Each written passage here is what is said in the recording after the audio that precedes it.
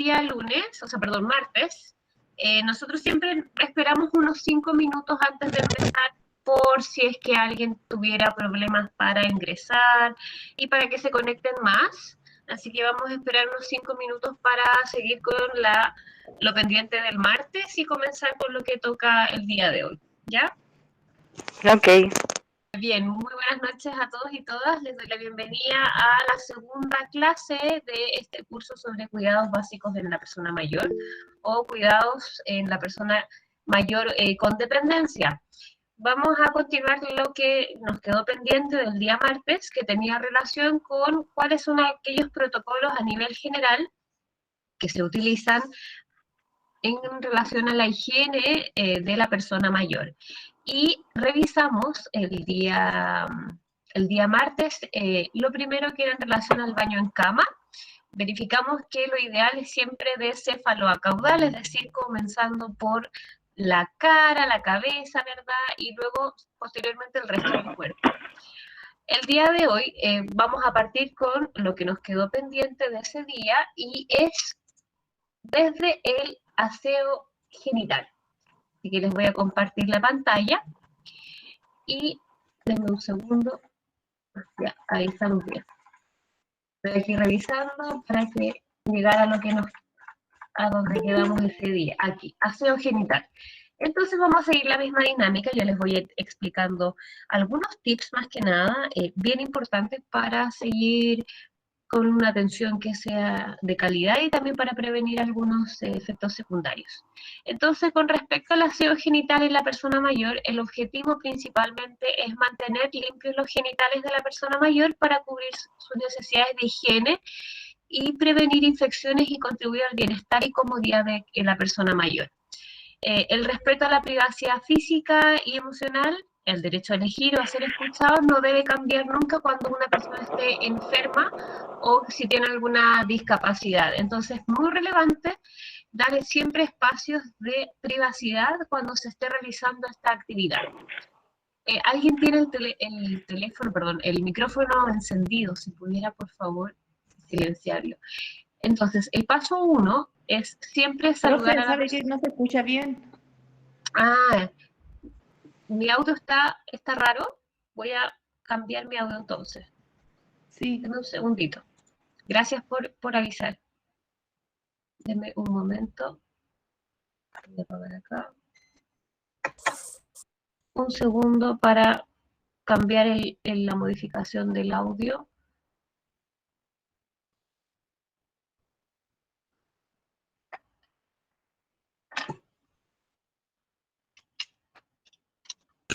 Deme un segundo.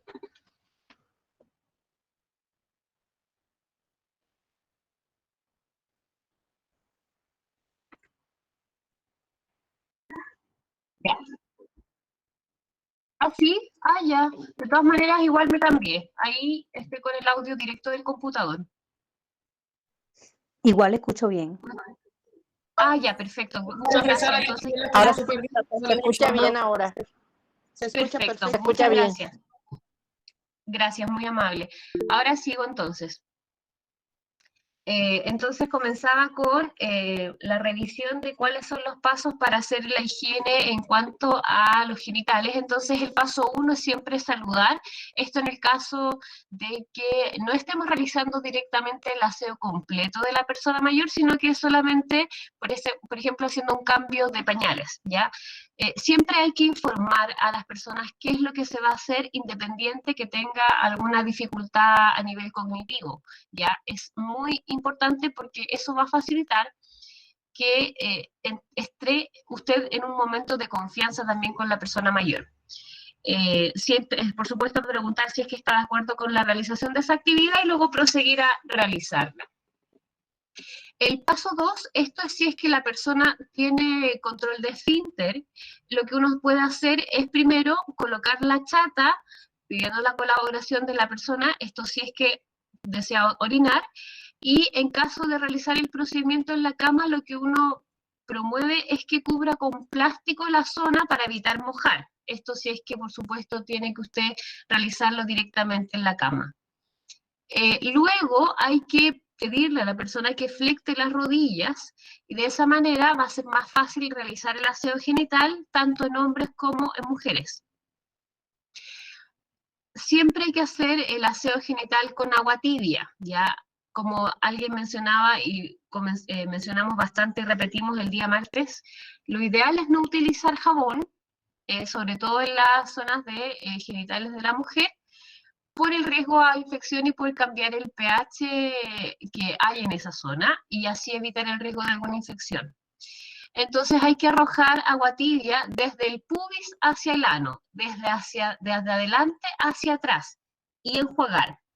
Limpiar y secar perfectamente sin frotar, porque en esa zona también la piel es muy delicada. En este momento es importante también observar cómo está el estado de la piel, si es que hay alguna anomalía, es importante informar al cuidador o bien informar al profesional que esté más cercano. Al menos este procedimiento debe realizarse una vez al día, al menos. Recuerden que también mencionábamos, ideal tratar de evitar el uso de estos paños húmedos, ya que generan bastante problemas y riesgo de alguna dermatitis, y principalmente porque también al tener ciertos químicos, puede que tengamos un riesgo de tener alguna infección también. Entonces, si es que utiliza pañales o bien si es que la persona requiere de apoyo para realizar esta actividad, importante hacer el aseo una vez al día al menos.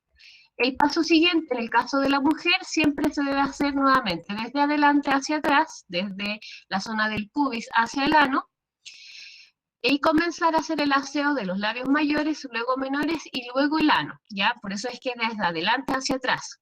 El lavado se debe hacer siempre desde adelante hacia atrás por arrastre. Acomodar y agradecer su colaboración. En el caso de los hombres, es muy relevante hacer la limpieza en la zona de los pliegues inguinales, el escroto, y posteriormente retraer el prepucio para limpiar el glande. Esto es porque también es una zona bastante, como hay pliegues en esa zona, es muy también común verificar que haya también alguna infección, algún riesgo de alguna enfermedad, ¿ya? Eso también es muy importante. Ahí también hay que acomodar y luego agradecer la colaboración. Una vez se recoge el material y luego se procede a lavar las manos.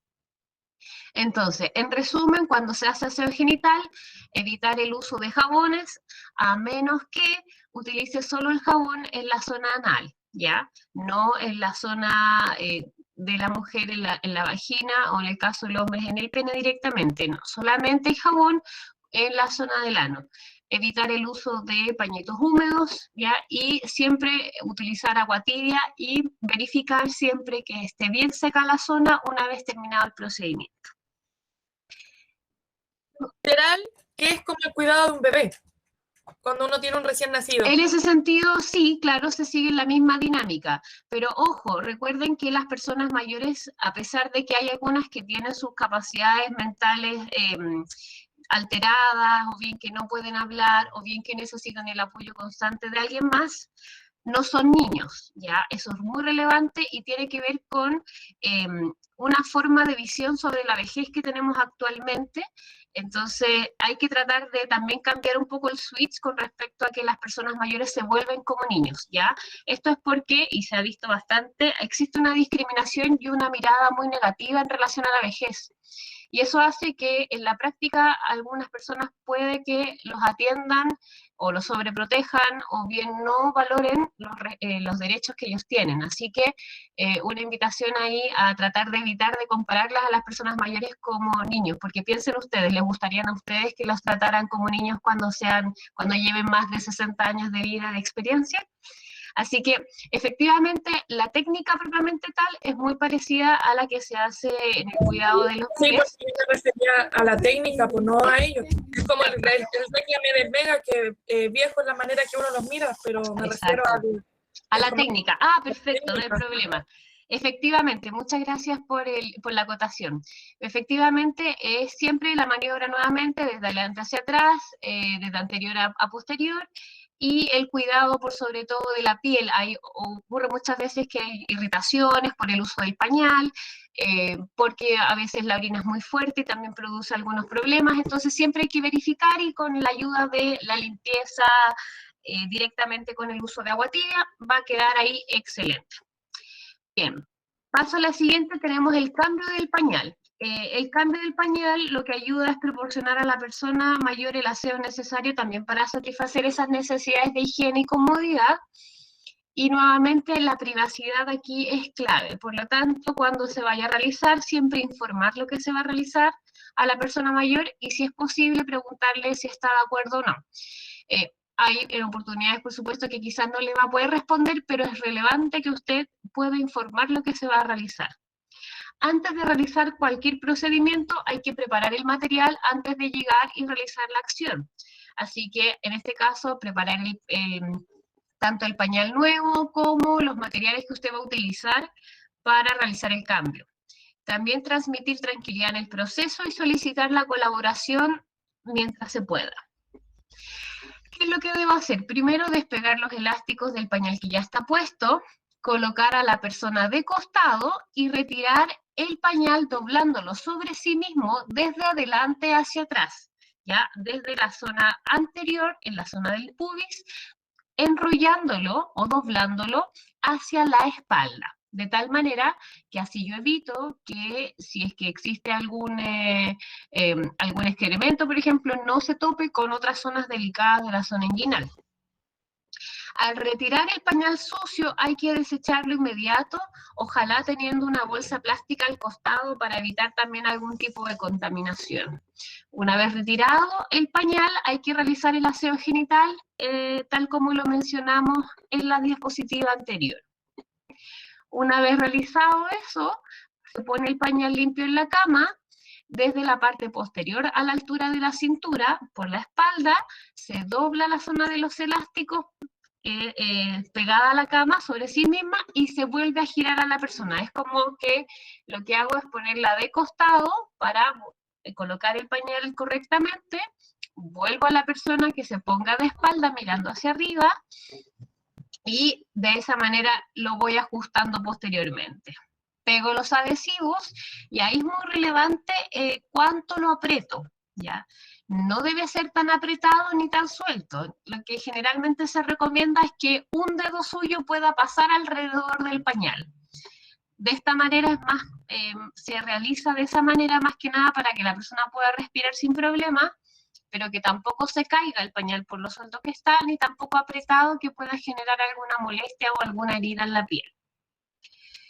Terminado ese proceso, se lavan todos los elementos usados y se guardan para el momento que usted los va a utilizar posteriormente.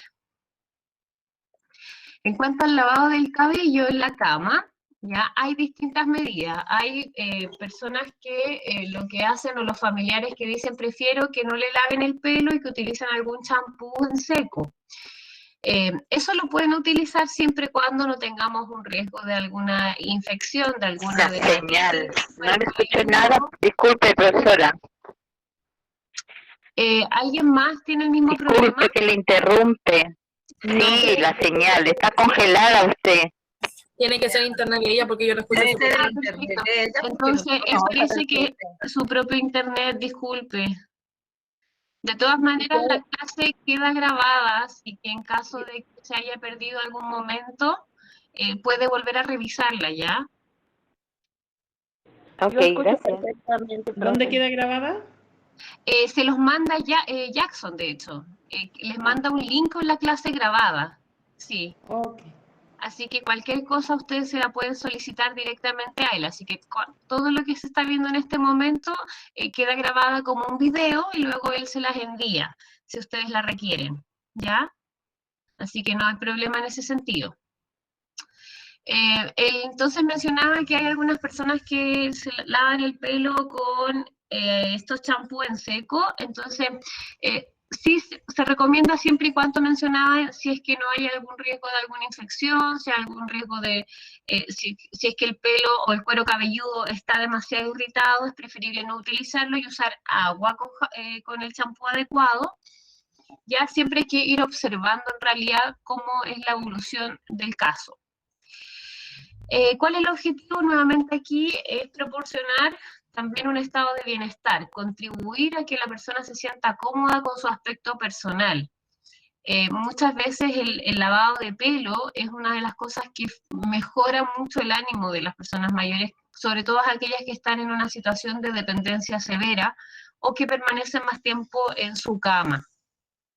Así que los pasos para realizarlo es primero, nuevamente, siempre saludar, informar lo que se va a realizar y, por supuesto, si es que está de acuerdo en realizar la actividad. El paso 2, preparar el material antes de realizar la actividad. Y lo que se hace para hacer el lavado en cama del pelo es proteger la parte superior de la cama con algún plástico, de tal manera de que yo pueda colocar un recipiente donde recoja el agua que se va cayendo y así no mojar la cama. ¿Ya? Lo que voy a hacer es posicionar a la persona boca arriba, es decir, acostada de espalda mirando hacia arriba, próxima al borde de la cama, ¿ya? Con la cabeza y el cuello sobre este hule o plástico que yo vaya a colocar. Y cercano a eso, un recipiente que reciba el agua. Y voy a colocar una toalla enrollándola, tal como se colocan las toallas cuando vamos a la peluquería, en el que se coloca alrededor del cuello como una especie de U, de cojín alrededor. Esto más que nada para mantener la posición y que el agua no recorra el resto del cuerpo. Se moja el cabello con agua a temperatura apropiada, se aplica una pequeña cantidad de champú, se masajea con la punta de los dedos. Ojo, es masaje y no refregar muy fuerte. Recuerden que la piel de la persona mayor es delgada, por lo tanto el riesgo de que se rompa es importante. Así que siempre la punta de los dedos y fijarse siempre tener el largo de las uñas lo más corta posible para evitar que nuestras uñas puedan hacerle daño o rasguñar al cuero cabelludo de la persona. Una vez realizado eso, se enjuaga bien el cabello teniendo cuidado que el agua caiga directamente en el recipiente. Paso 5, tapo el cabello con una toalla, retiro el material, me lavo las manos posteriormente a realizarlo. Cepillo el pelo, peino y seco con el secador. Posteriormente dejo a la persona acomodada y le agradezco su colaboración. Este es un proceso también más que nada en los casos que la persona esté acostada totalmente y se requiere hacer el lavado de pelo en cama. Bien, esos son algunos tips. Aquí yo no voy a entrar en profundidad a cada uno de los protocolos para cada nivel de aseo, pero la idea era poder explicarles y mencionarles algunos aspectos claves de este proceso que facilitan bastante el manejo de la higiene en la persona mayor y también algunos tips con respecto a qué usar o qué no utilizar en estos casos, a nivel general, insisto, porque también cada persona es única, por lo tanto, aquí yo solamente doy aquellos aspectos o cuidados que son básicos y que han tenido buenos resultados en general. Bien, otro aspecto que es muy relevante con respecto al cuidado de la piel, que son algo que se llaman las úlceras por presión o lesiones por presión. Pueden escucharlas ustedes de esas dos maneras, son los diagnósticos actuales, como nombre propiamente tal, aunque también son bien conocidas como las escaras, ¿ya? Las escaras o úlcera por presión o UPP, que es el nombre adecuado, es una lesión que se causa porque hay una alteración del aporte sanguíneo en la zona. Normalmente es causada por una presión, por una rotura o por una fricción. ¿Qué es lo que ocurre? Miren, aquí tenemos la piel, imagínense que este de acá arriba, en amarillo, es el hueso de la persona. Tengo el hueso y sobre el hueso, directamente cuando yo estoy sentada, por ejemplo, piensen que esta de acá abajo, que está en celeste, es la superficie donde yo estoy sentada. Piensen en este momento, si es que ustedes están sentadas, hay un hueso que es el isquion, que es el que toca directamente la superficie donde yo estoy apoyada. ¿Ya? ¿Qué es lo que ocurre? Nuestra piel tiene distintas capas. La primera, que es la más externa, es la epidermis. La epidermis es la capa protectora más externa y es la que está directamente en contacto con el exterior. Luego de esa capa viene la dermis. La dermis, lo que ocurre es que es la capa donde se va regenerando la piel. Piensen ustedes que la piel es uno de los órganos que se va cambiando constantemente. Nosotros vamos perdiendo capas de piel y que se van regenerando gracias a la capa de la dermis. Luego de esta capa viene la tercera capa, que es una capa subcutánea, que se llama, que está muy irrigada y que permite, por supuesto, la renovación de las células de la piel, pero además contiene grasa. La grasa que amortigua también el peso de este hueso sobre la superficie. Consecutivo viene la capa de la musculatura y posteriormente el hueso. Esa es la capa de la piel. Eso es lo que nos permite estar en una posición donde nosotros carguemos nuestro peso sobre una superficie específica. ¿Qué es lo que pasa en la piel frágil o en una piel de la persona mayor? Ocurre lo siguiente, tenemos el mismo peso del cuerpo que va sobre una superficie. Lo que ocurre en la persona mayor es que la capa más externa, que es la epidermis, se seca con mayor facilidad y pierde capas de células, o sea, se vuelve más débil. Posteriormente, la dermis ya no se renueva con tanta rapidez. Las células nuevas se demoran en reproducirse, en aparecer en esta capa. Por lo tanto, si es que se llega a romper la capa de la epidermis, el proceso de recuperación es más lento. Por consiguiente, la capa subcutánea, en el caso de las personas mayores, existe una disminución de la cantidad de grasa que tiene la persona mayor. Eso hace que la capa que antiguamente nos protegía, en el caso de arriba, hoy día en el proceso de envejecimiento disminuye también de densidad. Además, en el caso de la musculatura, ocurre que hay una tendencia a la disminución de la masa muscular, que se llama sarcopenia. Hay una tendencia a la sarcopenia, muchas veces por la disminución del ejercicio físico y también por dificultad de nutrición proteica. Entonces, en resumen, la piel frágil de una persona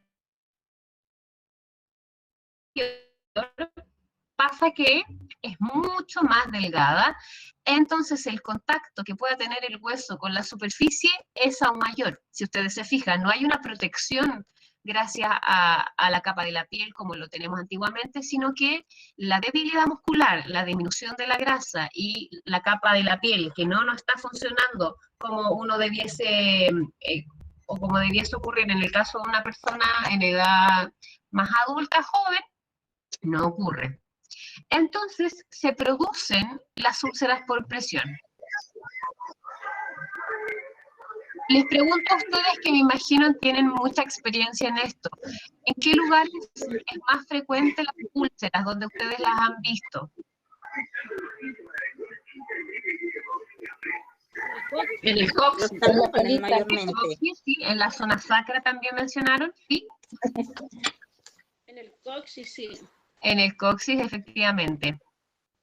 Efectivamente, como ustedes, en los talones también. Ahí dijeron las tres palabras clave. Miren, lo más común es en el sacro y en los talones. Esto es en un 80% más común. Pero, dependiendo de la postura que tenga la persona mayor durante un tiempo determinado, va a haber distintos lugares donde puedo tener un riesgo de una úlcera por presión. Si es que estoy acostada de espalda, en decúbito dorsal o decúbito supino, tengo riesgo de que se me haga una úlcera en los talones, en el sacro, que es lo más común, en los codos, en el omóplato o escápula, que es el hueso de la espalda, y en la cabeza. Si es que paso más de 3 horas en la misma posición de costado, el riesgo que tengan alguna úlcera es en el maleolo del talón, ¿verdad? El que está al costado, en los cóndilos a nivel de la rodilla, en el trocánter a nivel de la cadera, en las costillas, si es que existe alguna disminución de peso bien digo, de muy bajo peso, de desnutrición también, las costillas están en contacto directo también con la superficie. En el acromion de la clavícula a nivel del hombro y también puede ser en la oreja. Y si la persona pasa de acostada de guatita por mucho tiempo en decúbito prono, el riesgo es que también aparezcan en los dedos, en las rodillas, en los genitales en el caso de los hombres, en las mamas en el caso de las mujeres y también en la mejilla. Entonces, pero no solamente si mantiene la posición acostada es que tenemos el riesgo, sino que también si pasamos la mayor parte del día sentados en una silla de ruedas, por ejemplo. Y el riesgo aquí es que en el coxis también tenga el riesgo por el roce con el borde de la silla, con la base, en el caso del trocánter o el isquion, que es lo que se topa directamente cuando estamos sentados, en la zona poplitea, que es detrás de la rodilla, y en los pies. Entonces, una de las estrategias que uno menciona como protectora es el cambio de posición. ¿Cuánto? Vamos a ir viéndolo más adelante, pero al menos se debe movilizar a la persona cada 2 horas, ¿sí? Y cada 3, máximo. No es importante entonces ir cambiando de zona porque lo que ocurre es la disminución de la irrigación y la presión que ejerce el hueso sobre la zona, y sabiendo que tenemos una capa muy delgada de piel, no nos va a proteger y eso va a producir esta herida. ¿Cuáles son los niveles de la herida? Miren, vamos a ver algunas fotos que no son muy agradables, pero es más que nada, sirve bastante para poner en cuenta e ir identificando los grados que existen de úlceras por presión. El grado 1, bueno, son de 1 a 4. El grado 1 es el que nos da el alerta inicial. El grado 1 es un eritema blanqueable. ¿Qué es eritema? Es un enrojecimiento, como el que está aquí. Blanqueable quiere decir que yo lo dejo de tener la presión sobre la zona y este enrojecimiento se va a retirar, va a desaparecer.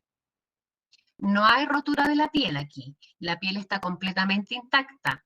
Ocurren en casos donde hay cirugías cortas o hospitalizaciones cortas en personas mayores, o bien viajes de muy larga duración, tanto aéreos como terrestres. Hay un riesgo mayor en pacientes que tienen diabetes y existe una decoloración de la piel, también ocurre. Lo que observo es calor en la zona y también edema. ¿Cómo yo verifico si hay edema? El edema yo lo voy a ver con el signo de la fobia. ¿Cuál es ese? Es la imagen que ustedes ven acá abajo, en el que yo en la zona, con mi dedo índice, hago presión sobre la zona unos 5 segundos, retiro mi dedo, y si esa zona queda marcado mi dedo, quiere decir que así hay un edema. Si el proceso de recuperación de la piel, o sea, que desaparezca la marca de mi dedo, supera los 5 segundos, quiere decir que efectivamente hay edema, ¿ya? Y se va graduando el edema, por supuesto, pero importante, si es que ustedes retiran el dedo luego de estos 5 segundos y permanece, es porque ya tengo un edema en la zona. Este es el grado 1, ¿ya? ¿Qué es lo que va ocurriendo en el siguiente grado? En el grado 2, recuerden, teníamos 3 capas de la piel. Tenemos la epidermis, luego la dermis, luego la capa subcutánea y la capa muscular, antes de llegar al hueso. Lo que ocurre en el grado 2 es que ya se pierde la dermis, que es epidermis, que es la capa más superficial, pero también parte de la dermis, que es la capa siguiente, donde aparecían las células que se van reorganizando y generando para cubrir la pérdida de piel en el caso que ocurra.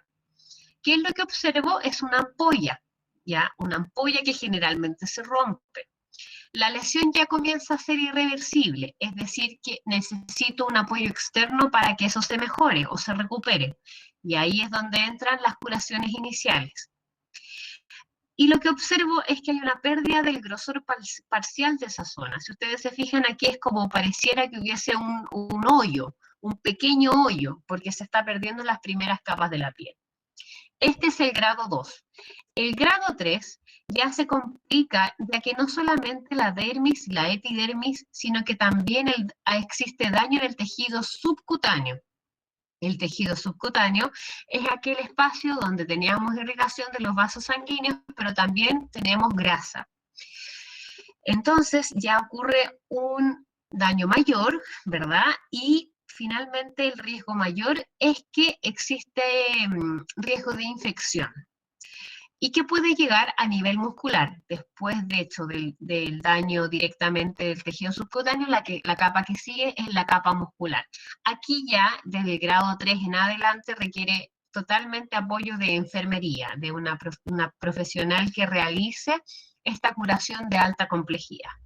Y por último, el grado 4 es cuando hay una destrucción más extensa del espesor de la piel. Hay necrosis o muerte celular, hay daño muscular y probablemente el daño llegue a nivel óseo, o sea, llegue al hueso.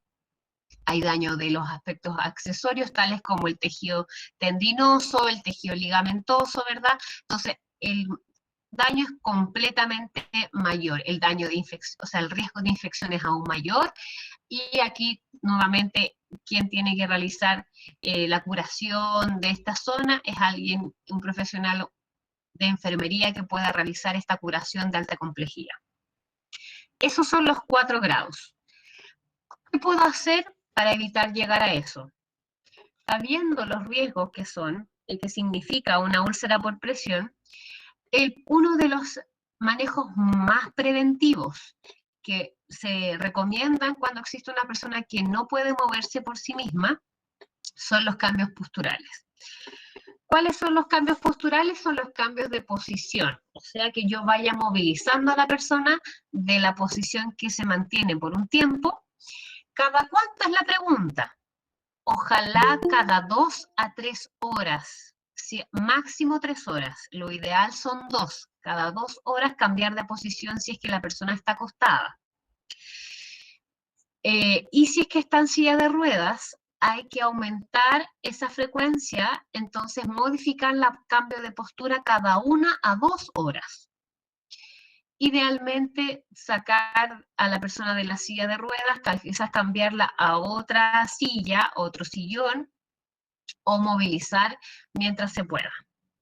Hay algunas escalas que permiten identificar cuál es el riesgo de producir una escara o úlcera por presión, y estas son la escala de Braden o la escala de Norton. También hay otra escala que se llama escala de Mina. Estas escalas lo que van haciendo es cuantificando los riesgos de que genere una úlcera por presión. ¿Cuáles son estos riesgos? Primero, el estado cognitivo. Si es que la persona está orientada, si es que está confusa, si es que está letárgico, etcétera, me va a indicar un punto.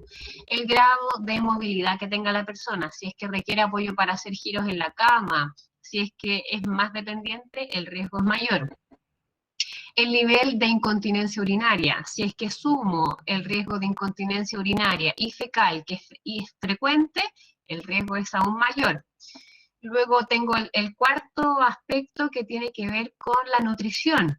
Si es que la persona está comiendo todas sus comidas de forma adecuada, con una dieta balanceada, con alto contenido de proteínas por sobre todo, voy a proteger. Pero si la alimentación es por sonda o es deficiente porque hay problemas a nivel de la disfagia, del tragar, o porque por causas secundarias está alimentándose pobremente, el riesgo es mayor, porque el cuerpo no va a tener la suficiente energía para recuperarse. Ya, esos son los aspectos que uno evalúa para ver si hay un riesgo o no de úlcera por presión.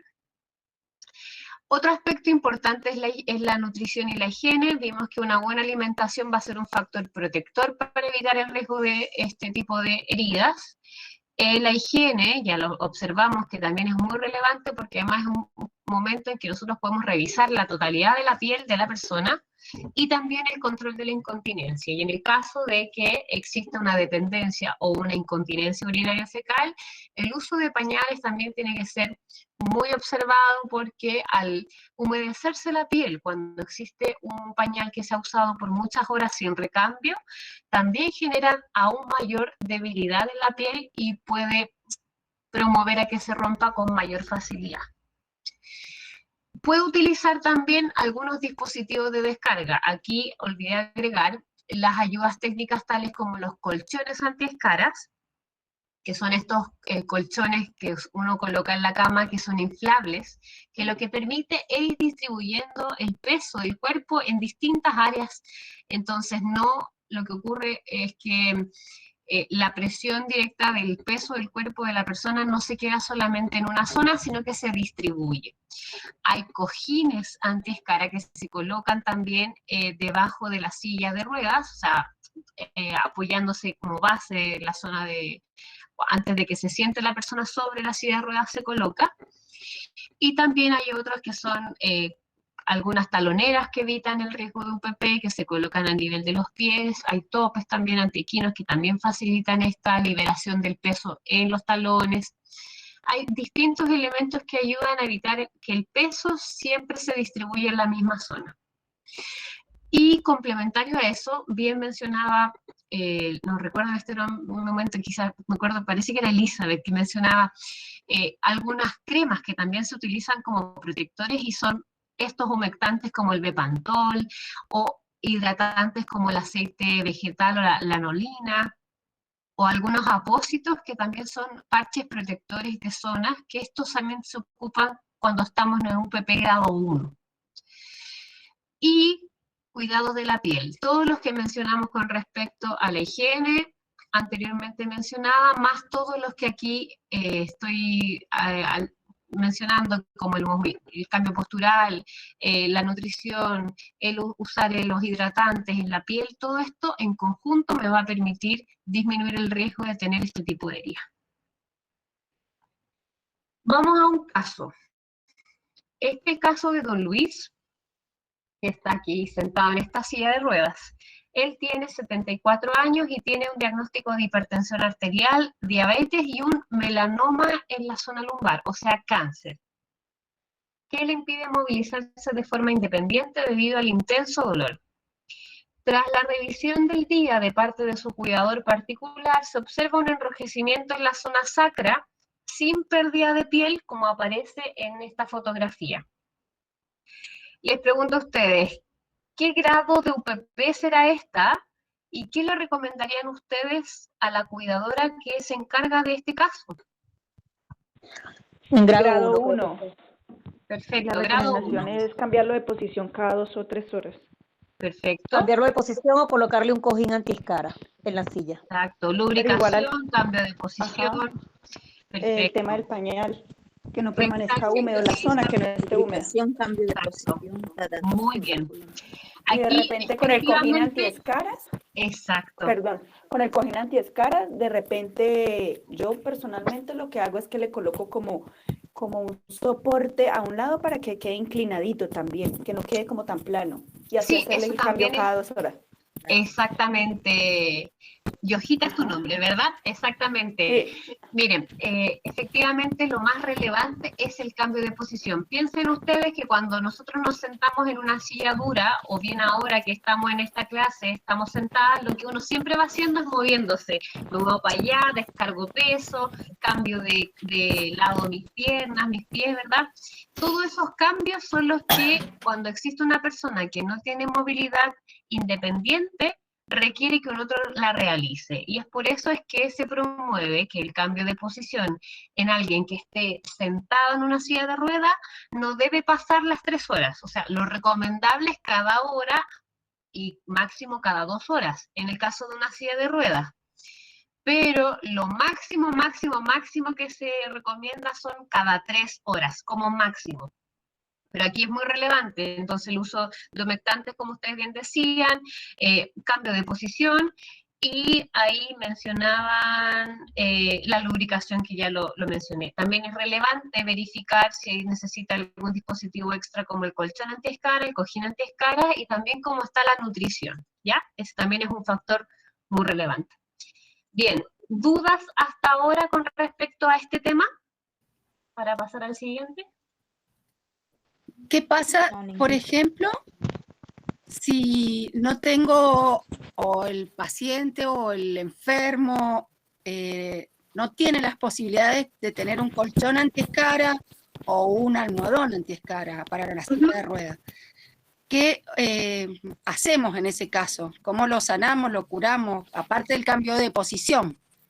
Miren, también de forma más barata están los famosos picarones. ¿Qué es eso?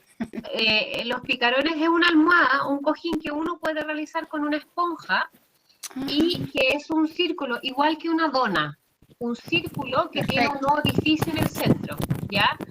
No es lo ideal, por supuesto, o sea, estamos aquí buscando la alternativa cuando no hay posibilidades de compra de un material más específico, pero facilita bastante el liberar la zona sacra, sobre todo de la descarga de peso. Secundario, pueden utilizar una continuidad de cojines que le permitan ir cambiando el peso cuando usted está sentada. Entonces, colocando, como ahí bien decía Yojita, voy a inclinar por una parte primero, voy a colocar o elevar un pie, la parte de una cadera colocando un cojín pequeño en una cadera, luego con la otra, ya, siempre ir movilizando. Es lo más relevante. Y verificar la alimentación, la nutrición es muy importante, que esté la piel bien hidratada, eso va a requerir que haya una buena hidratación con toma de agua, en el caso de la persona mayor, que la comida esté con alto contenido de proteína me refiero a que si es que va a tomar una sopita, una crema de verduras, por ejemplo, colóquele un huevo quebrado arriba, que permita que además de incorporar la vitamina con las verduras, le incorpore proteína gracias al huevo.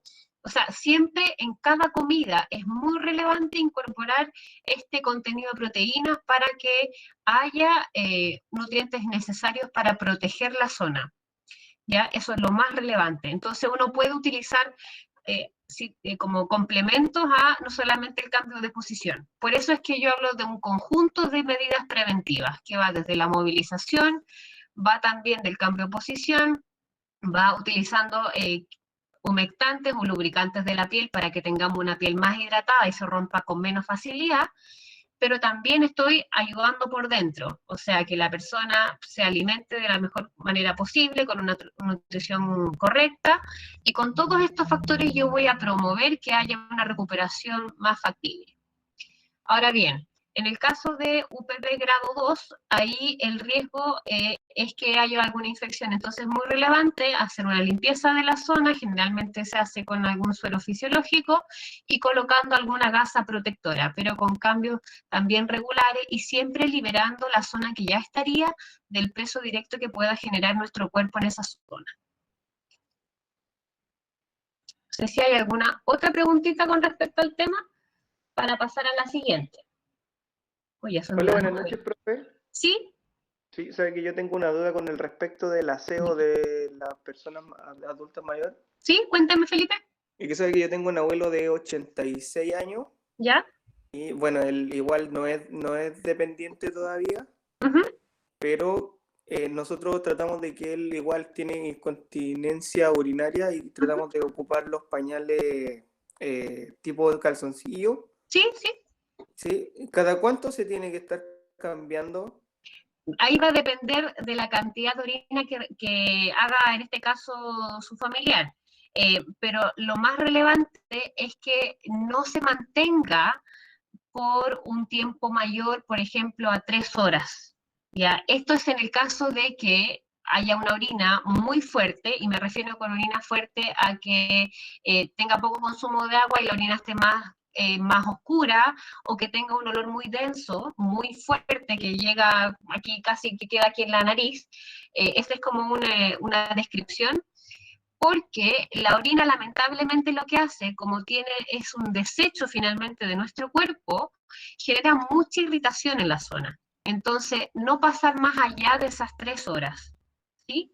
Entonces, pero de todas maneras va a depender si es que al tener incontinencia urinaria, si es que tiene, por ejemplo, una frecuente cantidad de orina en alta cantidad, la idea es que no se rebalse el pañal, ¿sí? Entonces, si es que esto, por ejemplo, en el caso de su abuelo, ocurre con mayor frecuencia, ahí es idealmente que esa piel se cambie con mayor frecuencia el pañal, pero no pasar más allá de esas 3 horas, porque la humedad en sí genera mucho daño en la piel. Es como cuando nosotros nos duchamos y estamos más de 10 minutos en la ducha, la piel se nos empieza a arrugar, ¿se han fijado?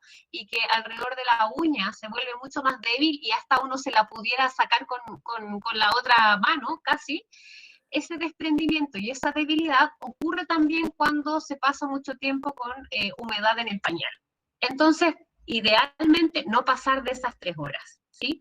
Ya. Otra pregunta, profesora. Sí. Por el tema de la higiene, ¿cómo puedo convencer yo a mi abuelo de asearse más seguido? Porque igual pues, uno le nombra el baño y se pone como medio agresivo en ese tema. Mire, lo que me ha ocurrido a mí, él cognitivamente está bien, o sea, que uno puede conversar y llegar a algún momento en algún acuerdo. Se podría decir que sí, porque igual tiene como principio de Alzheimer y podría decir demencia. Así que... Ya, entonces en ese caso uno puede ir, lo que a mí siempre me ha facilitado es que yo explico los riesgos que trae no hacerse de la mejor manera, ¿ya? El riesgo de infección urinaria, que es frecuente, el riesgo de alguna infección de la piel, como una dermatitis. Entonces, pero también dar espacios de confianza, porque muchas veces lo que uno tiende a hacer es decirle, ya, es que te tienes que hacer esto, te tienes que, como obligando al otro. Entonces, una alternativa es invitándolo y también ir educándolo con respecto a cómo debiera hacerlo mejor. Pero este es un trabajo diario, cotidiano. Cada día ir mencionándole cómo hacerlo día a día, de tal manera que se pueda incorporar como un hábito. Pero no vamos a esperar que de un día para otro lo haga tal como aquí quizás lo estoy mencionando yo como sugerencia.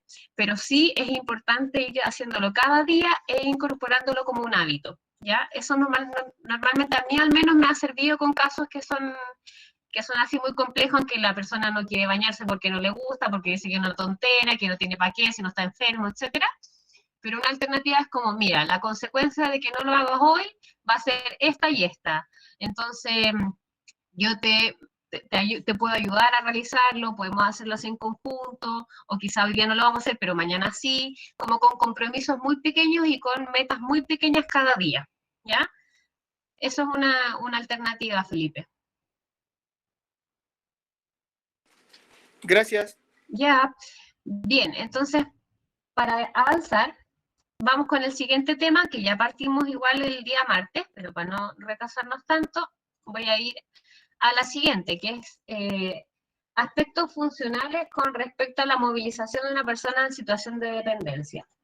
Miren, aquí solamente voy a mencionar algo que ya mencioné el día martes, solamente que aquí tengo las fotografías para ir explicándoles con mayor profundidad por qué es tan necesario cuidar de nuestra postura cuando realizamos alguna movilización, tanto para dar seguridad al usuario, al paciente, pero también para tener la seguridad que a nosotros no nos vamos a dañar al realizar ese movimiento. Entonces, es relevante saber cómo es la anatomía de la columna vertebral. La columna vertebral es la que se extiende desde nuestro cráneo, a esta altura, de la base del cráneo, hasta la altura del coxis, a la altura de la pelvis. ¿Ya? Es constituye todo ese largo. Y este es un esqueleto axial que mide aproximadamente entre 72 y 75 centímetros. Pero aquí el hueso es una parte. Quien complementa la altura de nuestra columna es algo que llamamos los discos intervertebrales y que se encuentran entre cada una de las vértebras y que permite amortiguar el peso que nosotros tenemos cada día sobre este aspecto óseo. Está conformada por 33 vértebras, 24 que se movilizan y otras que están fusionadas, que son las 5 sacras con las coxigias, ¿ya?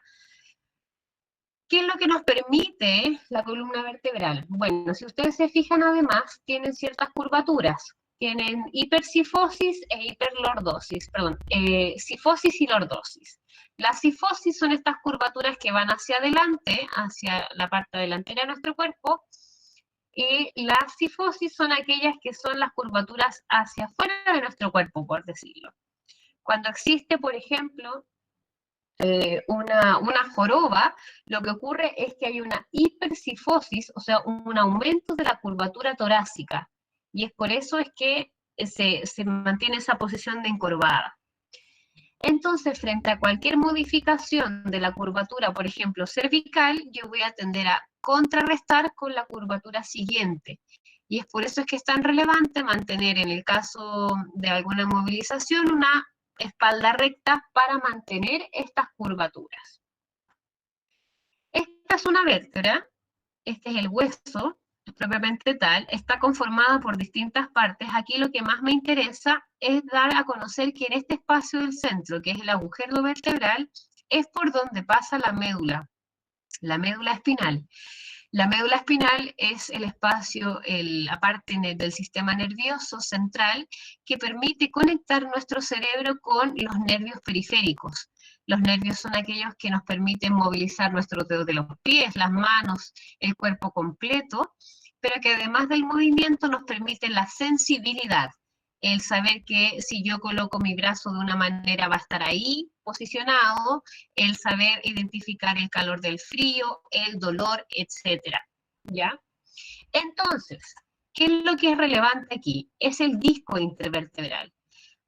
Entre vértebra y vértebra tenemos este espacio que se llama disco intervertebral.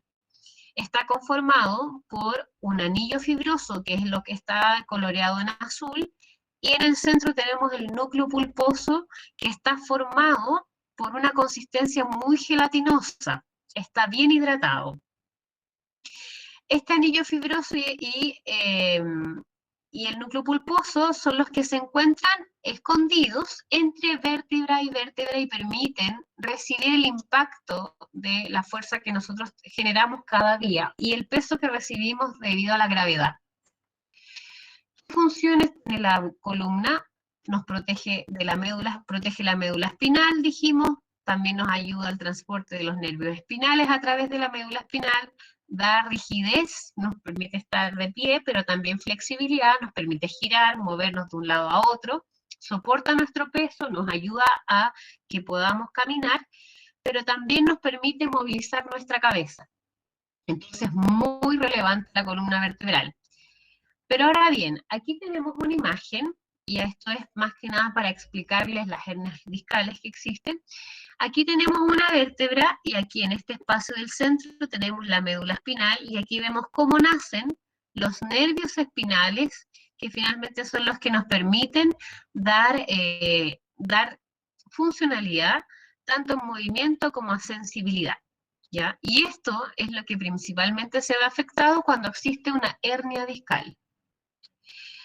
La columna vertebral, al ser un soporte estructural, si es que yo tengo una escoliosis o una hipercifosis o una hiperlordosis, que ocurre también generalmente por problemas óseos, es que, por ejemplo, si es que yo tengo una escoliosis, yo voy a tender a tener una cadera más alta que la otra por la desviación que tengo, y eso va a impactar directamente en el largo de una cadera con la otra y de una pierna con la otra, que hace que yo al caminar, por ejemplo, o al estar de pie, ponga más peso en un lado que en el otro.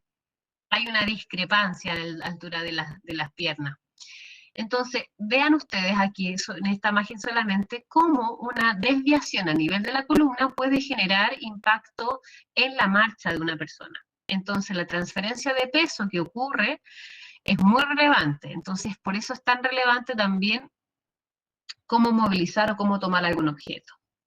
Nos permite la columna movilizarnos de todas estas formas y también permite, en el caso de la altura torácica, que se anclen las costillas para dar protección tanto a nuestro corazón como a los pulmones. Además, en la columna vertebral se adhieren distinta musculatura, que es la que nos permite mantener una postura erguida y también dar protección a todo el resto de la zona, sobre todo vital, que es la zona del corazón y los pulmones. Y aquí, en esta imagen, es donde también vemos los discos intervertebrales, esta vez coloreados de tono azul, y estas son las esponjas, que es lo que más se ve afectado cuando existe una toma de peso equivocada. Aquí tenemos las curvaturas que ya la mencioné. Mira, aquí tenemos la curvatura lordosis, sifosis, lordosis y sifosis. Finalmente, estas curvaturas son los que nos permiten dar amortiguación también al peso que recibimos. Voy a avanzar aquí para mostrarles esto. Este es el disco intervertebral, este espacio que está aquí. Pensemos que este cuadro de arriba es una vértebra y el cuadro de abajo es una vértebra.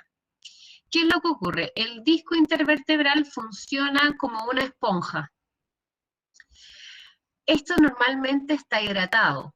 Esta es una zona cartilaginosa que recibe bastante líquido. Cuando nosotros ejercemos peso sobre nuestra columna, es decir, estamos de pie, con la fuerza de la gravedad que nos manda hacia la tierra, que nos mantiene erguidos, lo que hace es que este disco se deshidrata, por decirlo. O sea, la sustancia se libera de este espacio y lo que hace es que ese disco se adelgaza. ¿Ya? Entonces, por ejemplo, si ustedes tomaran su estatura en la mañana, son al menos 2 centímetros más altos que cuando se van a acostar en la noche. Y esto es porque durante el día uno carga peso, ¿verdad? Está la fuerza de la gravedad, está el peso de uno mismo, el peso que yo tomo con mi mochila o al movilizar un objeto pesado. Y ese disco va, de alguna manera, deshidratándose, quitándose este líquido cartilaginoso y gelatinoso que tiene. Pero en la noche, lo mágico, ya que nosotros estamos acostados, no hay una fuerza directa sobre nuestra columna porque estamos en posición totalmente acostada o horizontal, se vuelven a rehidratar estos discos intervertebrales. Entonces, puedo volver a su grosor normal y así funcionar bien al día siguiente. ¿Qué ocurre cuando hay un disco que está lesionado? Un disco que, debido a varios años de trabajo físico, mecánico, en que no se ha realizado bien el movimiento, en que no estoy ocupando las piernas para mover, sino que estoy ocupando la espalda, este disco no logra el tamaño o rehidratarse por completo. Al no rehidratarse por completo, lo que tengo la tendencia a que ocurra algún daño es la siguiente, es que ese disco o ese anillo fibroso se rompa porque no es capaz de soportar el peso que se está ejerciendo. ¿Y qué es lo que ocurre?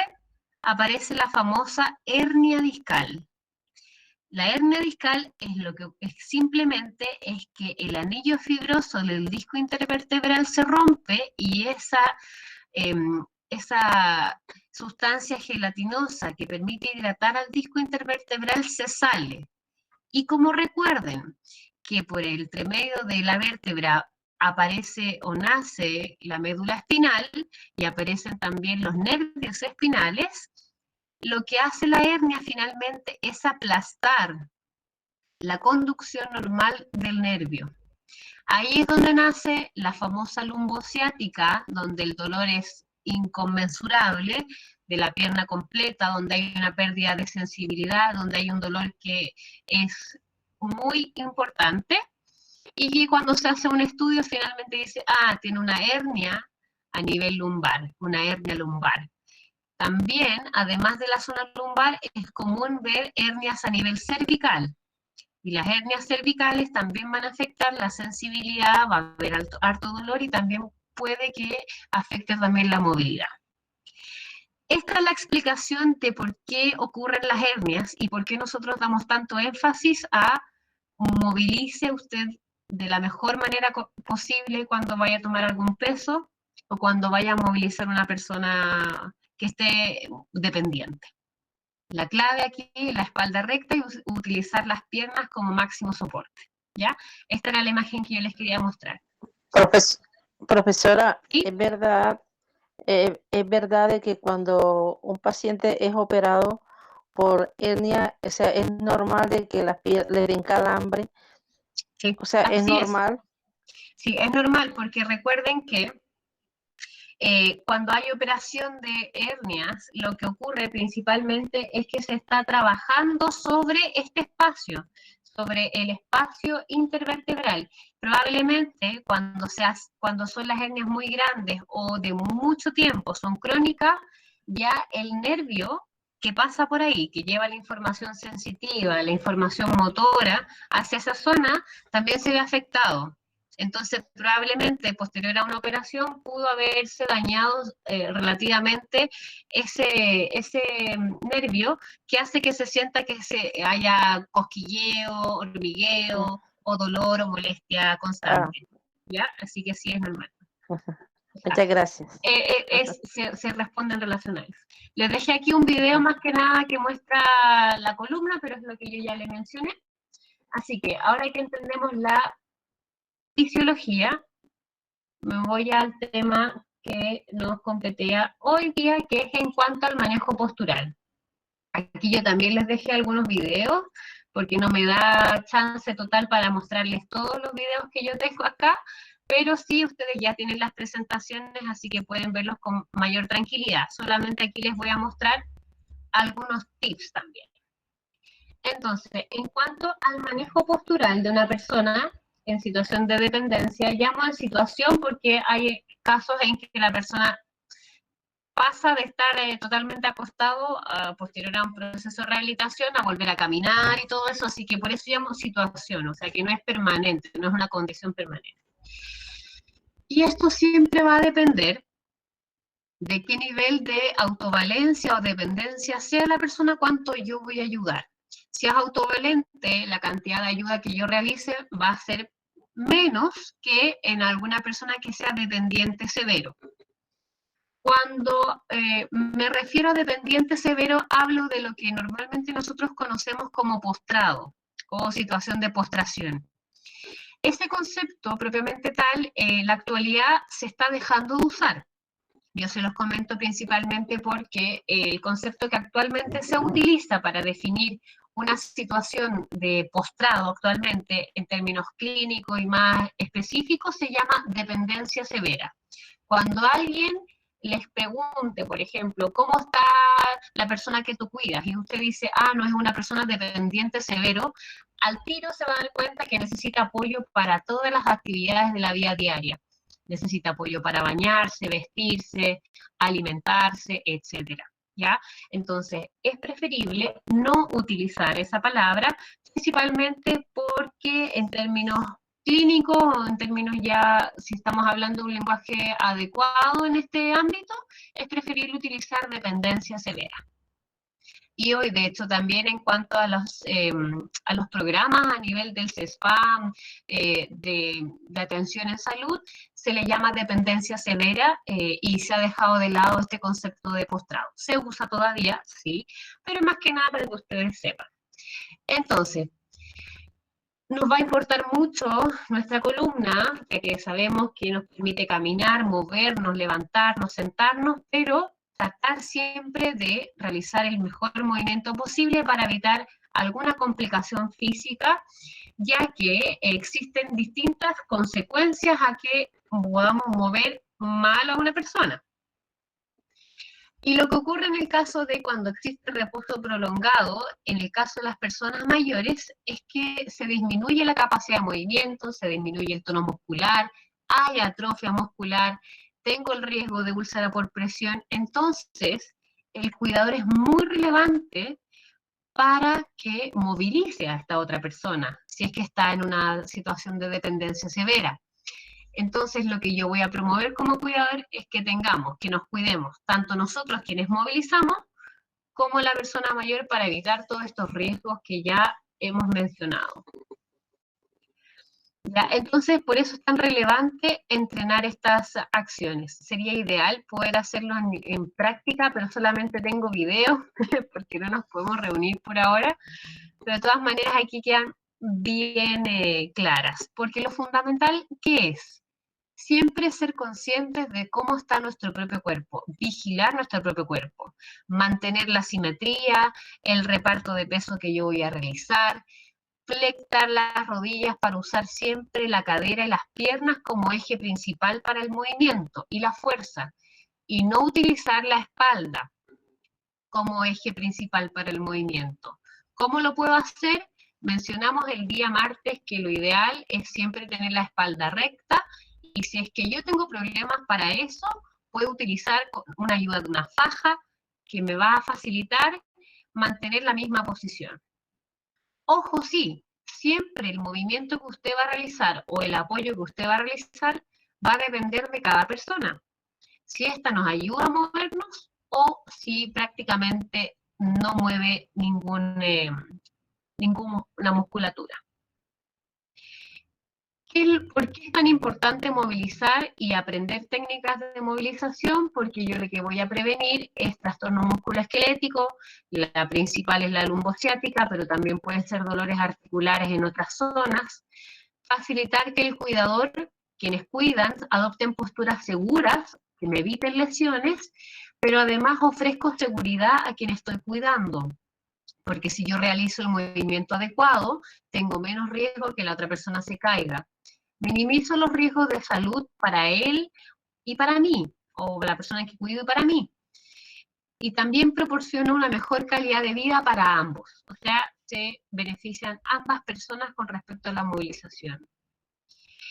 ¿Y qué son las movilizaciones? Cuando hablamos de movilización nos referimos a que movemos a una persona sobre una misma superficie, que puede hacer girar o bien cambio de posición en la misma cama, en una silla.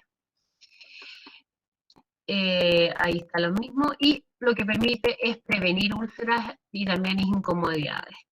Beneficios entonces para la persona que es cuidada: mantengo sus capacidades físicas, mejoro la circulación, prevengo atrofias musculares, prevengo úlceras por presión, ayudo a que el cuerpo esté bien alineado y favorezco de alguna manera también la independencia y la calidad de vida.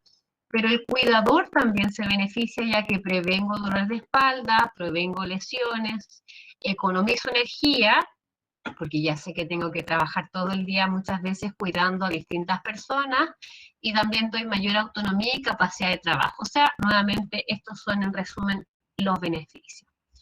¿Qué tipo de movilizaciones existen?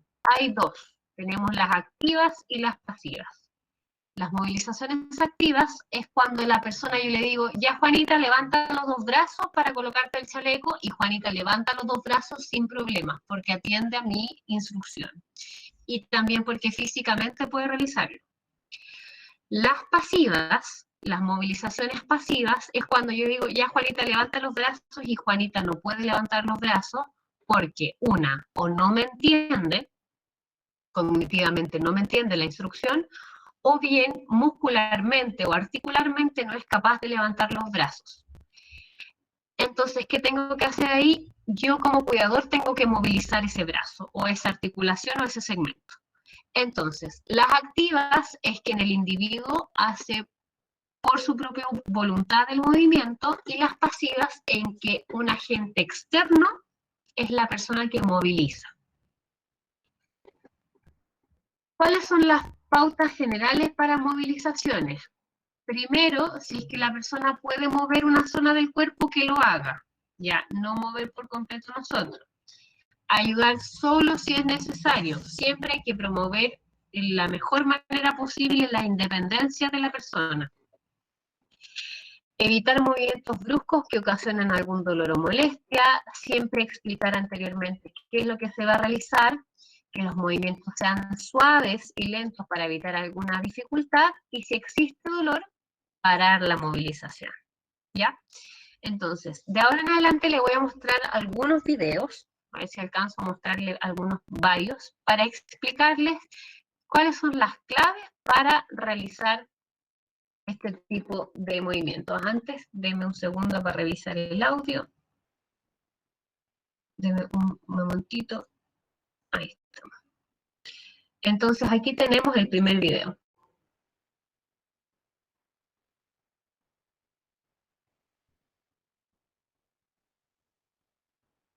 Lo voy a bajar el volumen para que ustedes después lo vean, lo voy a ir aquí comentando.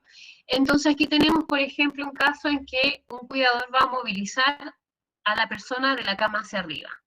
¿Ya? Entonces, esta persona sí nos puede colaborar, por ejemplo. Ella es la cuidadora, le vamos a informar a la persona qué es lo que vamos a hacer, buscando que esta persona esté con ánimo de colaborar, por supuesto. Voy a destapar, ¿ya? Destapo. Una vez que le pedimos que flexione las rodillas para apoyar los pies, en este caso él puede realizar cierta parte. Y si se fijan, la distancia de la separación de los pies es a la altura de las caderas. Nos colocamos a un lado de la cama y le retiramos con cuidado la almohada.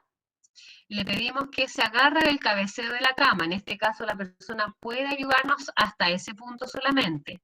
Pasamos un brazo sobre debajo del cuello, ya llevándolo hacia la espalda. O sea, vamos a utilizar la zona de arriba de la espalda para poder tomar a la persona, ¿ya? Ahí si se fijan lo pasa, y nos aseguramos de que estamos tomando bien. La segunda mano va a la altura de las caderas, por debajo de los muslos. Y una vez que, si se fijan acá, las medidas ¿cuáles son? La espalda está recta, los pies están separados a la altura de la cadera, si se fijan, e idealmente un pie está levemente puesto más adelante que el otro. Ya. Esto es para evitar que nos caigamos y perdamos el equilibrio.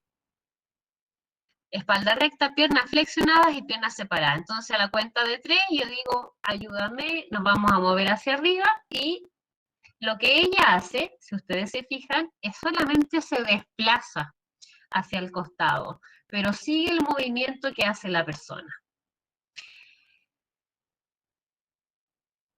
Entonces, en resumen, el movimiento es coordinado, tanto el de la persona como el del cuidador. Una vez terminado, le acomodamos, agradecemos la ayuda y termina el procedimiento. Voy a la siguiente imagen. Quisiéramos moverlo a borde de cama.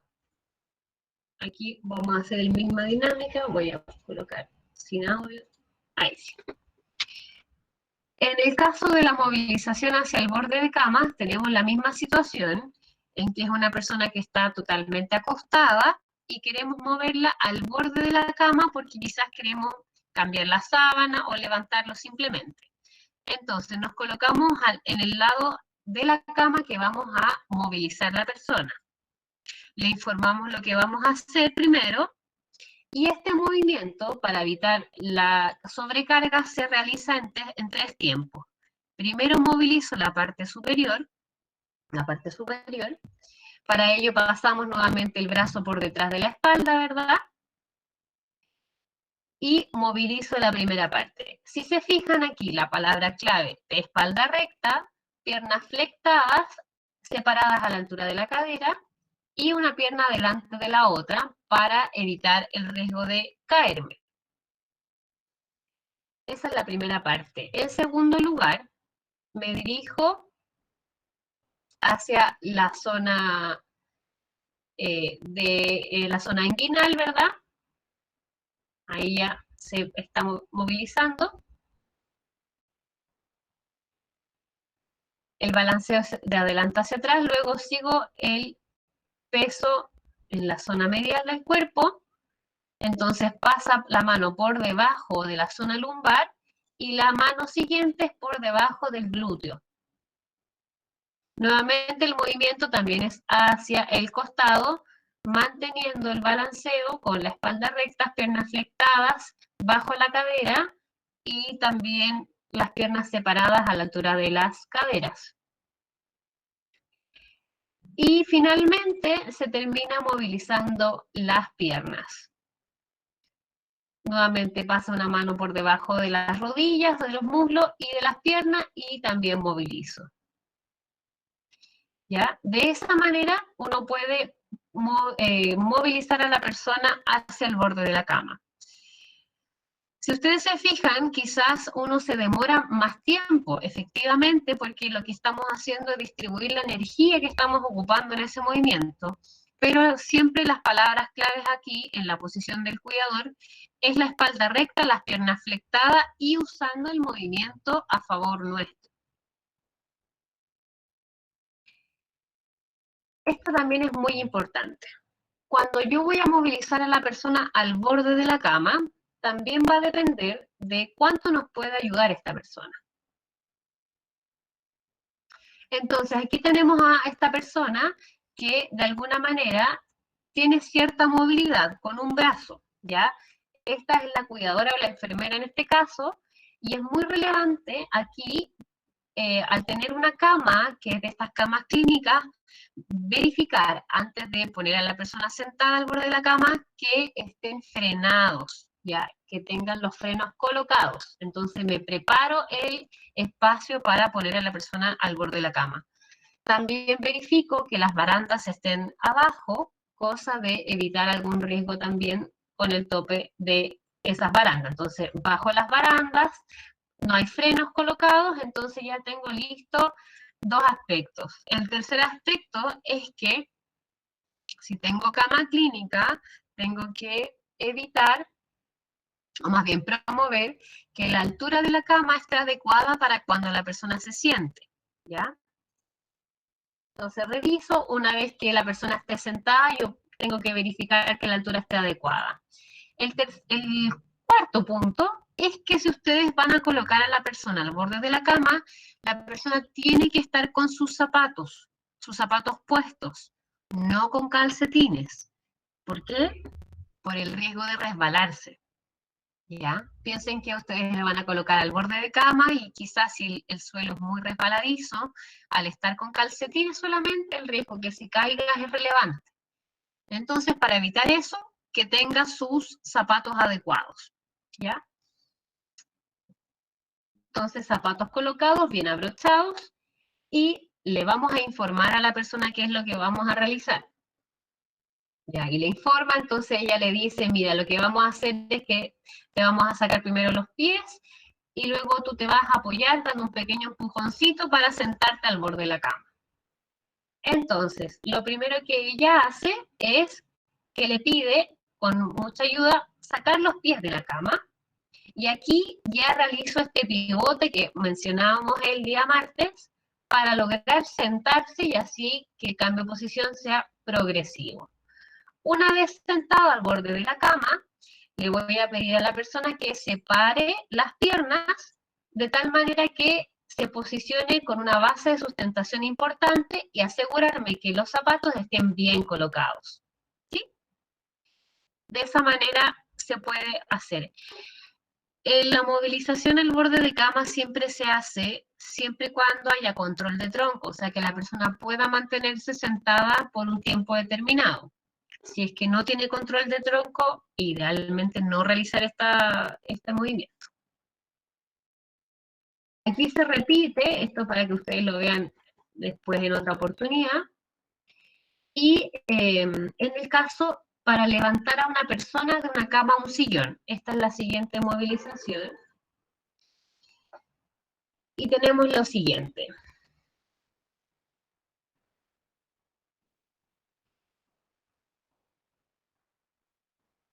Vamos a pasar de sentado a persona de pie.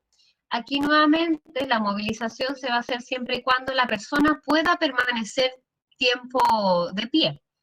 ¿Ya? Si es que hay control de tronco también tenemos aquí y la persona puede ponerse de pie o estar de pie por un tiempo determinado. ¿Ya? Le saludamos, ¿verdad? Vamos a decirle lo que vamos a realizar, asegurarnos de que la zona donde vamos a realizar el movimiento esté despejado y nos alistamos a la acción. Miren, lo que ella hace primero es colocarse delante de la persona con la espalda recta y las piernas separadas, si se fijan, una más adelante que la otra, también flectadas, con las rodillas flectadas y bien separadas. Una pierna está delante de la suya, más que nada para evitar la pérdida de equilibrio que se caiga posteriormente al movimiento. ¿Ya? Y si se fijan, el agarre que se realiza aquí es que la cuidadora toma casi a la altura del codo a la persona en el antebrazo y él también lo realiza a la altura del codo de ella. ¿Por qué este proceso es tan relevante? Porque ocurre que a veces nosotros solamente tomamos la mano de la persona para levantarse, pero eso genera un riesgo importante de algún daño secundario, algún pequeño esguince o alguna dislocación de algo. En realidad genera bastante riesgo el que se tome directamente de las manos. Piensen que las articulaciones de las manos son muy pequeñas, así que para evitar el riesgo de alguna lesión secundaria en el caso de las personas mayores, idealmente que ustedes lo tomen desde la altura del codo. Entonces, Evelyn, una pregunta, ¿y ¿sí? se podría también, por ejemplo, la misma mano que está ahí, digamos, encajarla debajo de la axila y como tipo gancho así también levantarlo? Lo Sí, pregunto porque hay pacientes que a veces tienen problemas con el manguito rotador, tienen así. problemas en los hombros, entonces eso le podría perjudicar. No sé si se puede. Sí, se puede, se Ah, ya. puede. Mientras más grande la articulación sea, más estabilidad y menos riesgo de lesionarla tengo. Entonces, si comparamos la articulación de la muñeca con el codo, con el hombro, la articulación más grande y más fuerte es la del hombro. Por lo tanto, mientras más cercano al hombro tenga yo la fuerza que realice, más es mejor para el usuario. Protejo aún más de tener algún riesgo. Así que efectivamente está correcto. Pero la cuidadora ahí tendría que inclinarse la espalda. Ahí, Efectivamente. ¿cómo lo tendría que hacer la espalda? Porque ahí Mire, tendría que inclinar la espalda y también tener una pierna adelante y otra atrás para no hacer una mala postura. Mire, ahí voy a seguir con el video y ahí se va a mostrar cómo ella lo realiza. Porque más Ya, que nada, lo que hago yo es la extensión de mis brazos y yo me muevo más que nada como bloque. No separo mi cuerpo por partes, ¿sí? Miren, voy a seguir con el video para ir respondiéndole a su pregunta. Entonces, en este caso se apoya de los antebrazos o como bien mencionaban ahí, bajo la axila también es posible. Y lo que ella realiza es simplemente estirar una pierna, ¿ya? Miren, se va a acercar el zoom en un momento. Lo que hace la persona es inclinarse hacia adelante y nosotros le acompañamos el movimiento, nada más, basculamos, hacemos la inclinación. Miren, si se fijan ahí, lo que ella hace simplemente es estirar la pierna que tenía flectada hacia adelante, siguiendo el movimiento. Voy a volver aquí a repetirlo, miren. Ese es el movimiento que se hace, ¿ya? Entonces, si se fijan, ahí está. Estira la pierna delantera y hace el movimiento. Entonces, en el caso de que se estuviera tomando desde la altura de la axila, el movimiento es exactamente el mismo. Lo que se hace simplemente es una basculación, es un estirar la pierna delantera para hacer la movilización, hacer el empujón. No es que uno haga todo el proceso, ¿ya? Piensen que además en este caso, la persona que se va a levantar, de todas maneras tiene que tener la posibilidad de mantenerse erguido. Por lo tanto, sí existe fuerza de piernas para mantenerlo. Entonces, solamente lo que hacemos ahí es continuar o seguir el movimiento inicial de la persona. Le damos solamente un apoyo para sujetarlo y que al realizar este movimiento no se caiga o no pierda el equilibrio. ¿Sí? No sé si respondo ahí la pregunta. No, sí, muchas gracias, me queda claro. Súper. Ya, esta la voy a pasar porque es muy parecida y me voy al caso de esta persona. Pensemos que tenemos aquí a Juanita, ella tiene 93 años y tiene una artrosis generalizada. Cuando hablo de artrosis generalizada es que no solamente la tienen las articulaciones más comunes, que son las rodillas y las caderas, sino que también en los hombros, en los codos, en general en la columna también, ¿ya? Y además tiene una artroplastía de cadera. La artroplastía es la prótesis de cadera. ¿Sí? Déjate de compartir pantalla. ¿Alguien más? Yo tengo aquí que sí estoy compartiendo pantalla. No sé si alguien más. No, yo tampoco puedo ver.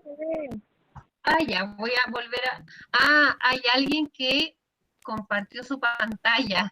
Elsa Roy. Profe, no se ve nada la pantalla. No, porque allá Elsa compartió su pantalla. Está compartido. Y eso no se puede hacer. Sí, estamos viendo la pantalla del celular de Elsa. Déjenme ver si puedo volver a compartir mi pantalla. No sé si puedo volver. Ya nos había pasado esto una vez, parece. A ver, voy a ver si puedo compartir ahora. ¿Ahí se ve? Sí, ahora sí. Ahí voy, Sí, ya. Sí. Gracias, profe. De nada, gracias a ustedes por avisar. Entonces veamos aquí el caso Juanita, que es la persona que está aquí acostada. Tiene 93 años, tiene una artrosis generalizada, una artroplastía de cadera, que es una prótesis de cadera derecha, tiene más de 20 años con esa prótesis, entonces hay debilidad al movilizar. Hay sarcopenia, que es la disminución de la masa muscular, y por ello hay debilidad muscular. Además tiene deterioro cognitivo moderado, porque tiene una enfermedad de Alzheimer avanzada, y tiene rigidez articular y espasticidad. Rigidez tiene relación, cuando se habla de rigidez articular, es porque la articulación está casi fija, o sea, hay poca movilidad de la articulación. Y cuando hablo de espasticidad, es que existe un síntoma neurológico en que la musculatura está muy tensa. Esto generalmente ocurre en secuelados de accidente cerebrovascular que tienden a tener una postura más en flexión del brazo, o que simplemente uno al poder ayudarle con la vestimenta no puede movilizar el brazo en su total movimiento, ¿ya? Y esto es principalmente cuando existen enfermedades más avanzadas. Les pregunto a ustedes, ¿cómo, por ejemplo, movilizarían a esta persona al borde de cama? O sea, esta persona todavía puede mantenerse con el tronco mantenido, ¿verdad? Puede mantenerse sentada, y les toca a ustedes movilizarla para sentarla. ¿Cuáles son los pasos claves que ustedes realizarían en este caso?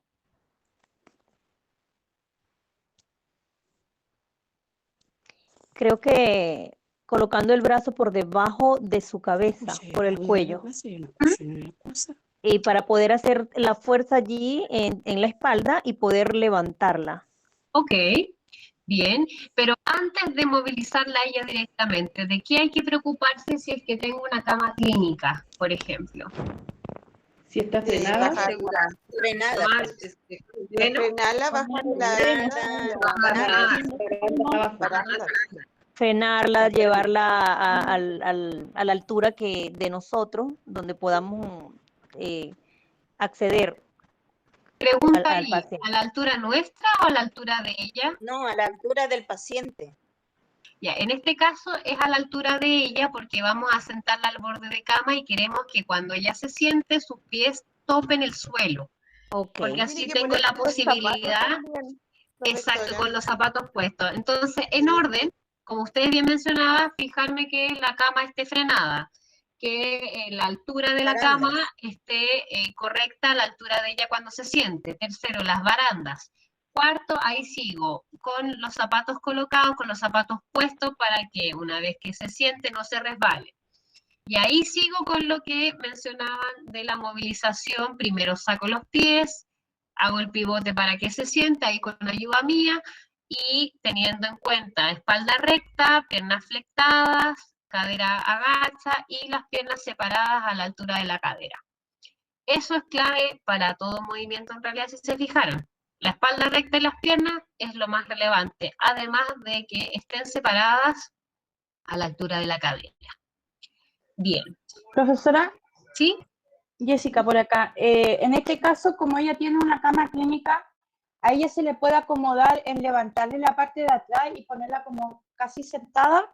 Sí, de hecho sí, y aún es más fácil hacerlo así, así que exactamente. Ahí así lo entonces, practicaba yo con la persona que lo sí, cuidaba. súper. Ahí entonces la única recomendación, además de colocar la semisentada antes de hacerlo, es luego solamente sacar los pies de la cama, al borde de la cama, para hacer el movimiento que faltaría, pero súper bien, es una muy buena estrategia. En el caso del primer video que dio, que la persona ponía un brazo hacia atrás para poderlo mover, o sea, para poderlo acomodar en la cama. Sí. En el caso mío, la persona que, bueno, él tenía una movilidad de la mano izquierda. ¿Ya? Yo lo tomaba bajo de la axila. Sí. La espalda mía recta, con las piernas medio flectadas, y él con su apoyo de los pies y afirmándose de mí, lo tiraba para adelante, o sea, para arriba. Esa es otra alternativa. Idealmente para que la carga no sea todo sobre su cuerpo, se promueve que ellos, si pueden afirmarse, lo hagan del borde de su cama, si es que por supuesto tienen respaldo. Esto solamente para que la carga de peso no se vaya toda en su peso, en el peso suyo, ¿ya? Es solamente eso. El don Juanito se afirmaba de mí, ponía su brazo encima de mi hombro, y él con sus piecitos se tiraba para arriba y me daba la fuerza a mí para tirarlo arriba. Magnífico, ahí está bien hecha el movimiento. Súper bien. Okay. Sí, súper bien. Siempre hay que tener en cuenta, porque no todas las formas de apoyo que uno vaya a realizar va a ser siempre la misma, porque siempre va a depender de la fuerza y la capacidad del otro. Y del grado que nos pueda comprender las instrucciones y todo eso. Así que en el caso suyo, Jessica, estaba correcto. Ya, solo para terminar, estoy compartiendo pantalla, ¿no? Sí, ya. Solo para terminar, el resumen, entonces, si es que la persona puede apoyar, que nos ayude. Siempre con cualquier movilización o siempre con cualquier ayuda, lo que buscamos es darle autonomía a la persona. Mientras se pueda mover, que lo haga. Mientras lo pueda hacer, aunque se demore, que lo haga. Con nuestra supervisión, pero que siempre el objetivo de cada uno de ustedes en su actuar o de cada uno sea siempre promover la independencia del otro. Eso va a ayudar muchísimo a que la calidad de vida, tanto de quienes cuidan como quienes es cuidada, se mantenga por un poquito más de tiempo. Siempre hay que mantener una posición conveniente para ambos, estabilizar las articulaciones para movernos, y esto se refería a la espalda recta, piernas flectadas, cadera baja y piernas separadas a la altura de la cadera. El movimiento siempre tiene que ser lento, nunca brusco, porque si no el riesgo de daño para ambos puede ser importante. Y no se deben usar bueno, aquí menciona que más que nada, cuando hagan una movilización, procurar que no tenga ningún elemento cercano que pueda dañar a la persona, como por ejemplo, retirar los cojines antes de mover, ¿verdad?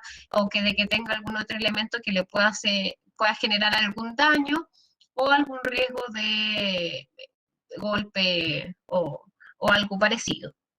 ¿Ya? Eso es con respecto a esta presentación. Ahí les dejé también de dónde saqué los videos. Hay un montón de videos más. Esto es más que nada para que ustedes lo vayan revisando cuando tengan más tiempo. Y bueno, aquí solamente les di algunos tips generales, porque podría estar hablando muchas horas de esto, pero no nos daría el tiempo para todos los temas que tenemos. Así que... Evelyn, consulta. ¿Es posible que me envíen un video sobre la postura de los pañales? Porque ahí me quedo, o sea, no quiero que tú me lo vuelvas a explicar, pero me gustaría saber un poco más de eso. ¿De la postura de pañales? Claro, sí. Déjame anotarlo. Porque la verdad es que tú lo explicaste, pero lo verbalizaste, pero no había ningún... no mostré video, sí. No. Ya, anotadito. Y como yo no soy una experta en eso, porque no soy cuidadora, pero de mi mamá, pero no lo hago siempre, lo hago cuando la cuidadora que la ve, los fines de semana, como un turno me toca, pero me gustaría saber el manejo de eso, porque cuando yo la tuve mi mamá acá en mi casa, porque ella tuvo COVID y también tuvo una fractura de cadera, fue bien complicado su rehabilitación y a mí me tocó asistirla y yo no trabajo en esta área. Entonces tuve que empezar, digamos, a adquirir información y me costó mucho el tema de los pañales, Ya, porque perfecto. dolía mucho la espalda, entonces me gustaría saber hacerlo bien. Me queda claro. Les voy a Gracias. mandar un video con Jackson, ¿ya? Y él se los va a compartir ahí en el grupo que ustedes tienen. Ya lo dejé anotadito como tarea, así que se los mando apenas terminemos esto o a más tardar mañana, ¿ya? Evelyn, una consulta ¿Sí? sobre el tengo una tema pregunta. de levantar a la persona de su asiento, de su sillón, que es colocar la pierna en el medio. ¿También puede ser colocar la pierna rodilla con rodilla? Ahí, lamentablemente, el riesgo de que haya roce o daño o golpe es mayor, por eso es que se promueve que no sea directamente articulación con articulación. Es solamente porque pensemos, pongamos el caso de que es una persona muy frágil o que ya tiene una artrosis avanzada, el riesgo de molestia, dolor o que genere una interrupción del movimiento mayor ocurre si es que usted está rodilla con rodilla. En algunos casos se puede hacer, pero es recomendable no hacerlo directamente. No hacerlo, colocar la pierna en medio. Que pueda generar, ¿ya? La molestia que pueda generar y a veces los huesos de algunas personas muy frágiles son muy débiles y este choque puede generar algún problema mayor. Una fractura en rodilla. Claro, claro. Okay. Ya, solamente por eso, y además que le da mayor estabilidad a usted cuando hace el movimiento, si es que está su pierna entre medio de las de él o ella. Ya, ok, gracias. Yo tengo una preguntita. Sí, Diana. El ejercicio que hiciste de subir a la persona que está acostadito, él se ayudaba. Cuando la persona no se puede ayudar, ¿cuál es la posición del cuidador para no afectar la columna? Es la misma. Es la misma, solo lo que se modifica es lo siguiente. El usuario, lo que hay que hacer primero entonces es sacarle los pies tal como aparecía en el video, pero la fuerza nuestra va el brazo detrás de la espalda, ¿ya? No es para sentarlo, es para subirlo a la cabecera. Ah, la cabeza es el mismo movimiento, solo que ustedes tienen que flectarle las rodillas a él o ella y en vez de que el usuario tenga el brazo apoyado al borde de su cama, ustedes hacen el movimiento teniendo un brazo debajo de la espalda y el otro debajo de los muslos. Y la posición del cuidador es siempre la misma. Piernas separadas, rodillas flectadas, cadera flectada también, bajando la altura, y el movimiento también es coordinado, pero el movimiento yo lo hago con mis piernas. Voy a hacer aquí el ejercicio, es hacia el lado, me muevo por completo hacia el lado, no solamente los brazos, ya me muevo con el tronco y las piernas acompañándome el movimiento, y así mantengo mi espalda recta y uso mis caderas para mover, ¿sí? Ok. Esa es la clave para todo. Yo estaba pensando allí, con razón. Sí. Ya. Sí, porque sobre todo si es que se está movilizando una persona con más peso, el ejercicio, uno generalmente dice, voy a hacerlo con los brazos, pero en realidad los brazos solamente son el sostenedor del cuerpo de la persona, pero el movimiento y la fuerza se hace desde las caderas. Hay que pensar que el movimiento siempre es con el bloque, ¿sí? Entonces, si es que yo movilizo las piernas y las caderas, el movimiento va a ser mucho más fácil porque miren, yo estando aquí, me voy a mover al lado si es que muevo las piernas. Y eso hace mucho más fácil el movimiento y el riesgo de lesión se reduce de inmediato. Ok, gracias. Ya, me quedan 15 minutos. Pucha, que pasa rápido el tiempo con ustedes. Ya, entonces, voy al tema de... ¿Sí? Mira, cuando mi mamá estuvo enferma, bueno, yo no tenía este curso, lo estoy haciendo ahora, ¿ya? Porque tengo hermanas mayores y sé que en algún momento voy a necesitar de esto. Yo no trabajo en esto, ¿ya? No, pero yo lo viví con mi mamá, ¿ya? La cuidamos, qué sé yo, pero nosotros ya era, a la final la movíamos con sabanilla. Sí, también es una, para cambiar de posición ayuda bastante la sabanilla. Y ahí, una de un lado y otra de otro lado, entonces no, es que íbamos turnando, no éramos, mejor somos así. 6 mujeres, éramos Ya. 6 mujeres y nos turnábamos de a 2, 24 horas, así Ya. estábamos. Ahí Ya, mi Alicia mamá, dijo una palabra clave, si tienen la posibilidad de repartir los trabajos, es mucho mejor ahí, mucho mejor aún. sí, a la final igual nosotros terminábamos muy cansadas, pero pues nada, pues vivimos todo este proceso de una mamá con Alzheimer, postrada, con, ¿cómo se llaman estas que se le salen en postrada? ¿Cómo se llaman? Las escalas. Las UPP, si las úlceras por presión no es caras. Vivimos todo el proceso, falleció en su cama con todos nosotros. Ya. Y la verdad es que todo esto me lo recuerda mucho, pero estoy aprendiendo porque si hubiese sabido ahora todo lo que he aprendido, a lo mejor eso hubiese sido un poco más fácil, pero no sabía nada. Bueno, pero lo importante es tomar las cosas que sí tienen sentido, porque usted ya tuvo la experiencia, e ir agregándole esta parte, ya no, porque toda la experiencia que usted tuvo es muy relevante para el aprendizaje que está teniendo ahora, porque uno va comparando también, va comparando ahí, ya, esto lo hice mal, pero aprendí esto otro, entonces no voy a volver a repetirlo de esa vez. O sea, de todas maneras, hay que ver este espacio como algo positivo, y me imagino que, claro, hay quizás algunas imágenes que rememoran esos momentos, pero siempre hay que ver también las cosas en positivo, porque uno nunca deja de aprender.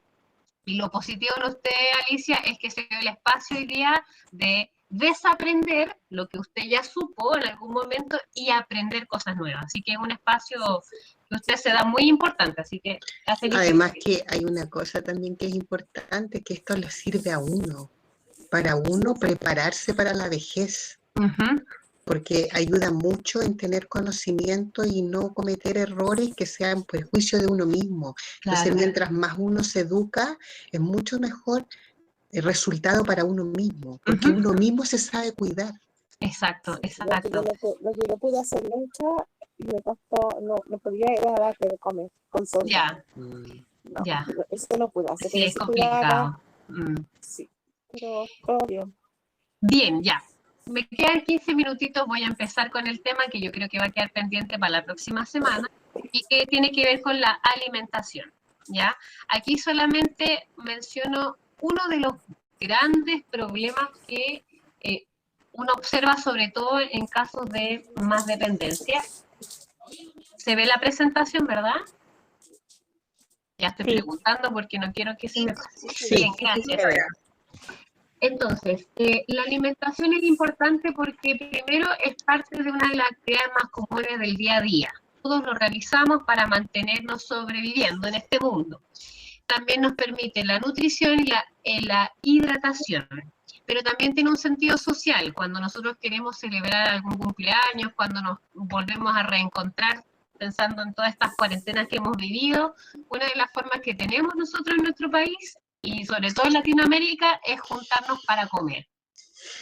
Pero también hay riesgos asociados, y uno de los principales riesgos cuando existe algún problema de disfagia, que es el problema para tragar, es la aspiración de alimentos, que puede constituir posteriormente a una neumonía aspirativa, ¿ya? Esto es sobre todo en el caso de personas en situación de dependencia severa. Entonces, la dificultad, tenemos la primera, que es la aspiración de alimentos, que puede tener consigo una neumonía aspirativa. Tenemos la disfagia, y la disfagia es lo primero que se ve, que es la dificultad para tragar, ¿ya? Entonces, hay ciertas técnicas, también base, para evitar tener algún problema secundario a esta disfagia o a este problema para tragar. Primero, cuando ustedes realicen el proceso de alimentación en un usuario y también en ustedes o en algún familiar, siempre hay que promover una postura como la que ustedes observan en esta silla, una postura recta, idealmente, ojo, pero si la persona no puede realizarlo por problemas musculares, por problemas de dismovilidad, al menos que sea semisentado en unos 45 grados de inclinación, es decir, como hasta esta altura, ¿ya? Perdón, como a esta altura, o sea, que esté semisentado, como que no totalmente acostado, no totalmente recto, en la mitad. Al comer, beber o tomar pastillas, siempre sentarse derecho, apoyada a su espalda. Nunca alimentar, idealmente acostado, ya porque el riesgo de reflujo, el riesgo que no se pueda traer correctamente es mayor. Si usted está posicionada semisentada o sentada, gracias a la gravedad su alimentación va a bajar, y gracias a los movimientos peristálticos también, que son los movimientos que se generan en el esófago para que el alimento baje. Pero va a ayudar si no estamos posicionados de esta manera. Otra cosa, si es que hay problemas para comer, una alternativa es cambiar el tamaño de la cuchara que utilice. En vez de utilizar una cuchara sopera, utilizar una cucharita de té.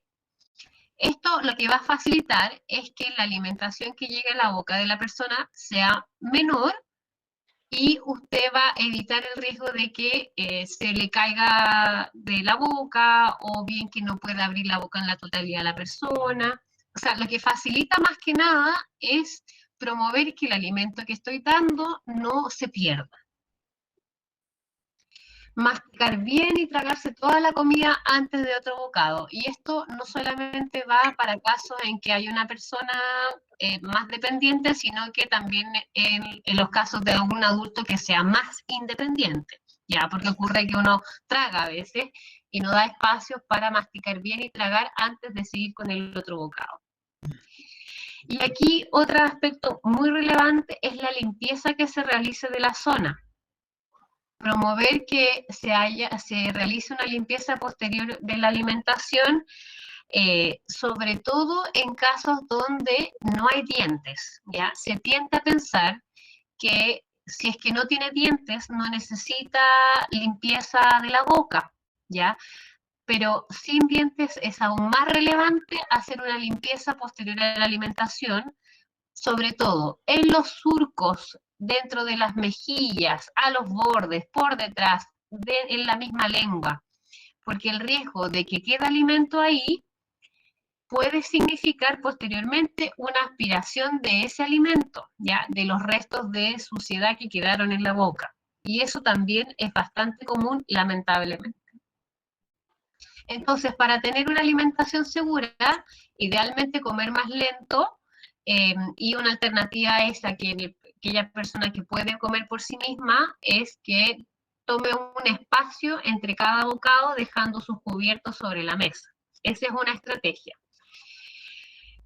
Y tratar de que trague al menos 2 veces cada bocado antes del siguiente. Otro aspecto también importante, al beber, hacerlo en pequeños sorbos, si es que no tiene problemas para tragar, y alternar los bocados con algún sorbo de algún líquido, si es que se tiene problemas también para tragar. Esto ayuda a que se despeje el alimento de la garganta y yo pueda seguir comiendo sin problemas. Ahora bien, ¿cómo, por ejemplo, tragar los medicamentos si es que hay problemas, o un alimento que sea de muy gran tamaño? Miren, para eso tenemos que ir a la anatomía, nuevamente. Eso que se ve en rojo en la imagen es la comida, es el bolo alimenticio que yo estoy tratando de tragar. Esto grande que se ve acá es la lengua. Esto que se ve aquí, que es como una pequeña lengüeta, es la epiglotis. La epiglotis es un cartílago que lo que hace es tapar la vía aérea, es decir, la tráquea, para que cuando el alimento pase, no se vaya el alimento por la vía respiratoria. Eso pasa de forma automática. Y por el contrario, al cerrar la epiglotis, doy paso para que el bolo alimenticio se vaya directamente por mi esófago, que es el conducto que sigue pegadito a la tráquea. ¿Ya? Si se fijan, ambos tubos, por decirlo, la tráquea y el esófago, está la tráquea adelante y el esófago atrás. Entonces, si yo tengo problemas para tragar un medicamento, el ejercicio que uno normalmente hace, me voy aquí a dejar de compartir para que me vean, el ejercicio que normalmente uno hace cuando se toma el medicamento es tomo y me tiro para atrás, ¿cierto? Así. Yo he visto eso muy repetidas veces. En términos anatómicos, para yo facilitar que el bolo alimenticio o una pastilla grande se vaya con más facilidad a mi esófago, es llevar mi mentón levemente hacia adelante y ahí tragar. ¿Por qué? Porque físicamente estoy ayudando a que mi epiglotis se cierre. Lo que ocurre en la persona mayor es que este cartílago, que es la epiglotis, que me ayuda, que me protege la vía aérea con el alimento, va perdiendo su elasticidad y no se cierra totalmente, no logra cubrir el espacio de la tráquea correctamente. Entonces yo, al movilizar mi mentón hacia adelante, lo que hago es facilitar el cierre automático por la posición que tengo, y así va a pasar directamente mi alimento hacia el esófago, que es el tubo que está por detrás de la tráquea, ¿ya? Entonces, hagan la prueba. Cuando tengan que tomar un medicamento, ustedes se lo echan a la boca con un poquito de agua, pero al tragar, traguen con el mentón hacia adelante y van a ver que es mucho más fácil el proceso. Entonces, en el caso de una persona mayor, también se entrega esa estrategia, ¿ya? Vuelvo a la presentación, hoy me quedan poquitos minutos, pero voy a dejar esto al pendiente. Entonces, en esta imagen, ¿se ve, cierto? Estoy compartiendo, no. No, todavía no. Ahí va, ahí va. Ahí sí. Gracias. Entonces, cuando realicen este movimiento, si ustedes van con el mentón hacia adelante, el bolo alimenticio va a pasar sin problemas por el esófago hacia abajo y voy a evitar el riesgo entonces de que se me vaya por el camino viejo. El camino viejo es que se vaya hacia la tráquea y genere una infección a ese nivel. Ya, ahí está mencionado lo del mentón. Voy adelante.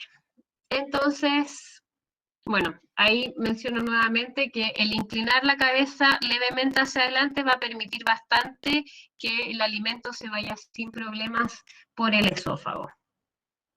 Y en el caso de si hay problemas para tragar el líquido, una forma también es usando una bombilla o usando una cuchara. ¿Quién es el profesional que verifica si existe algún riesgo de disfagia, que este problema para tragar? Es el fonoaudiólogo, profesional de fonoaudiología. Es el profesional que se encarga del aspecto de la alimentación y quien es finalmente quien distingue en qué etapa del proceso de deglución hay problemas y ayuda a indicar cuál es la consistencia del alimento adecuada para que no haya un problema de disfagia, ¿ya? Así que ese es el profesional más adecuado para este tipo de dificultades. Otro aspecto importante, el tratar de no hablar con la boca llena de comida.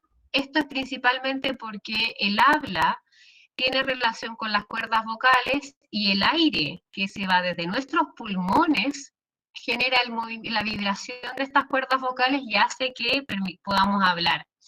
Entonces, si es que estamos con comida en la boca, el riesgo que quede abierta la zona de la tráquea también es más relevante, entonces por eso es que se promueve no hablar con la boca llena, más allá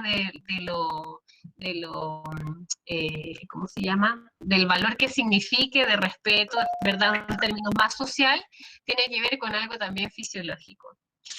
Si hay problemas para tragar o si es que ya la persona tiende a atorarse con la comida, hay que evitar los alimentos secos muy granulados, como el arroz bien graneado, hay que evitar, o la carne molida seca sola, hay que evitarlo. Idealmente siempre mezclar para que quede un poquito con un jugo de alguna comida, ¿verdad? Como el arroz con un poquito de jugo de pollo si es que está comiendo con pollo, o la carne molida con también acompañamientos que faciliten el tragar. O por el contrario, ir complementando el comer arroz con un vaso de agua o con algún líquido que lo acompañe, si es que a la persona no le gusta el jugo de las comidas. Evelyn, una pregunta. En el caso, bueno, entiendo lo que es de la comida, pero en el caso de la medicación, por ejemplo, si una paciente, uno tiene que darle 2 o 3 pastillas antes del desayuno, o sea, Sí, antes del desayuno. Entonces yo puedo entender que en ese caso la paciente tiene que estar en 90 grados sentada para poder darle la medicación. Idealmente, si es que no puede ser en 90, al menos en 45, o sea que esté semisentada. Nunca acostada ni estirada. Idealmente nunca acostada, porque el riesgo de aspiración es importante, sobre todo si es que usted tiene que entregarle la medicación, ¿ya?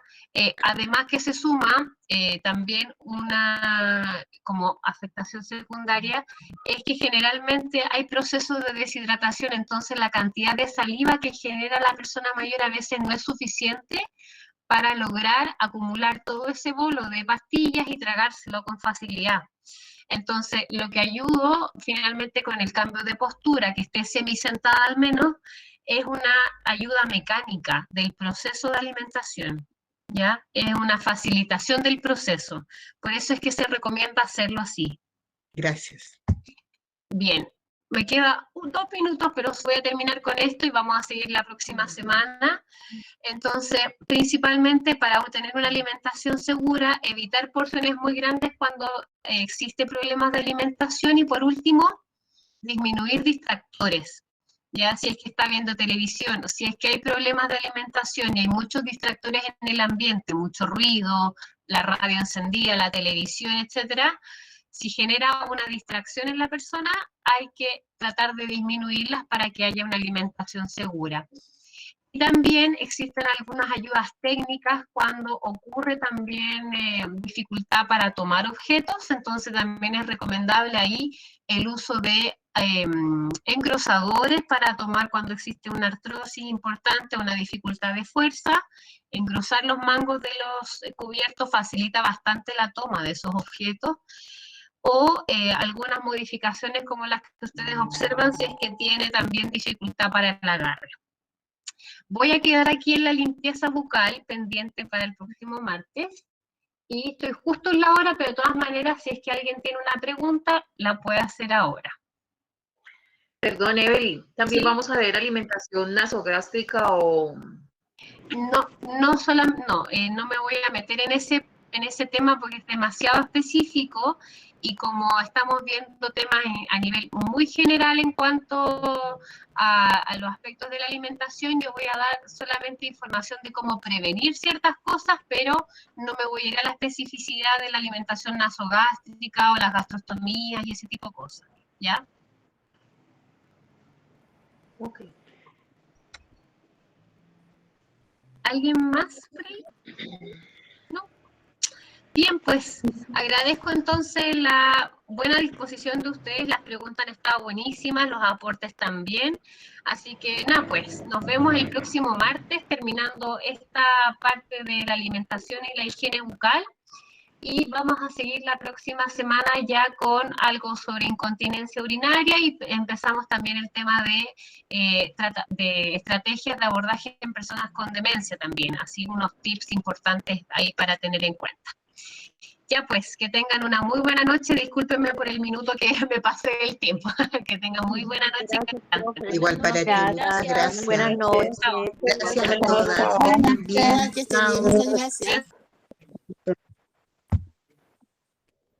Buenas noches. Buenas noches. Buenas noches.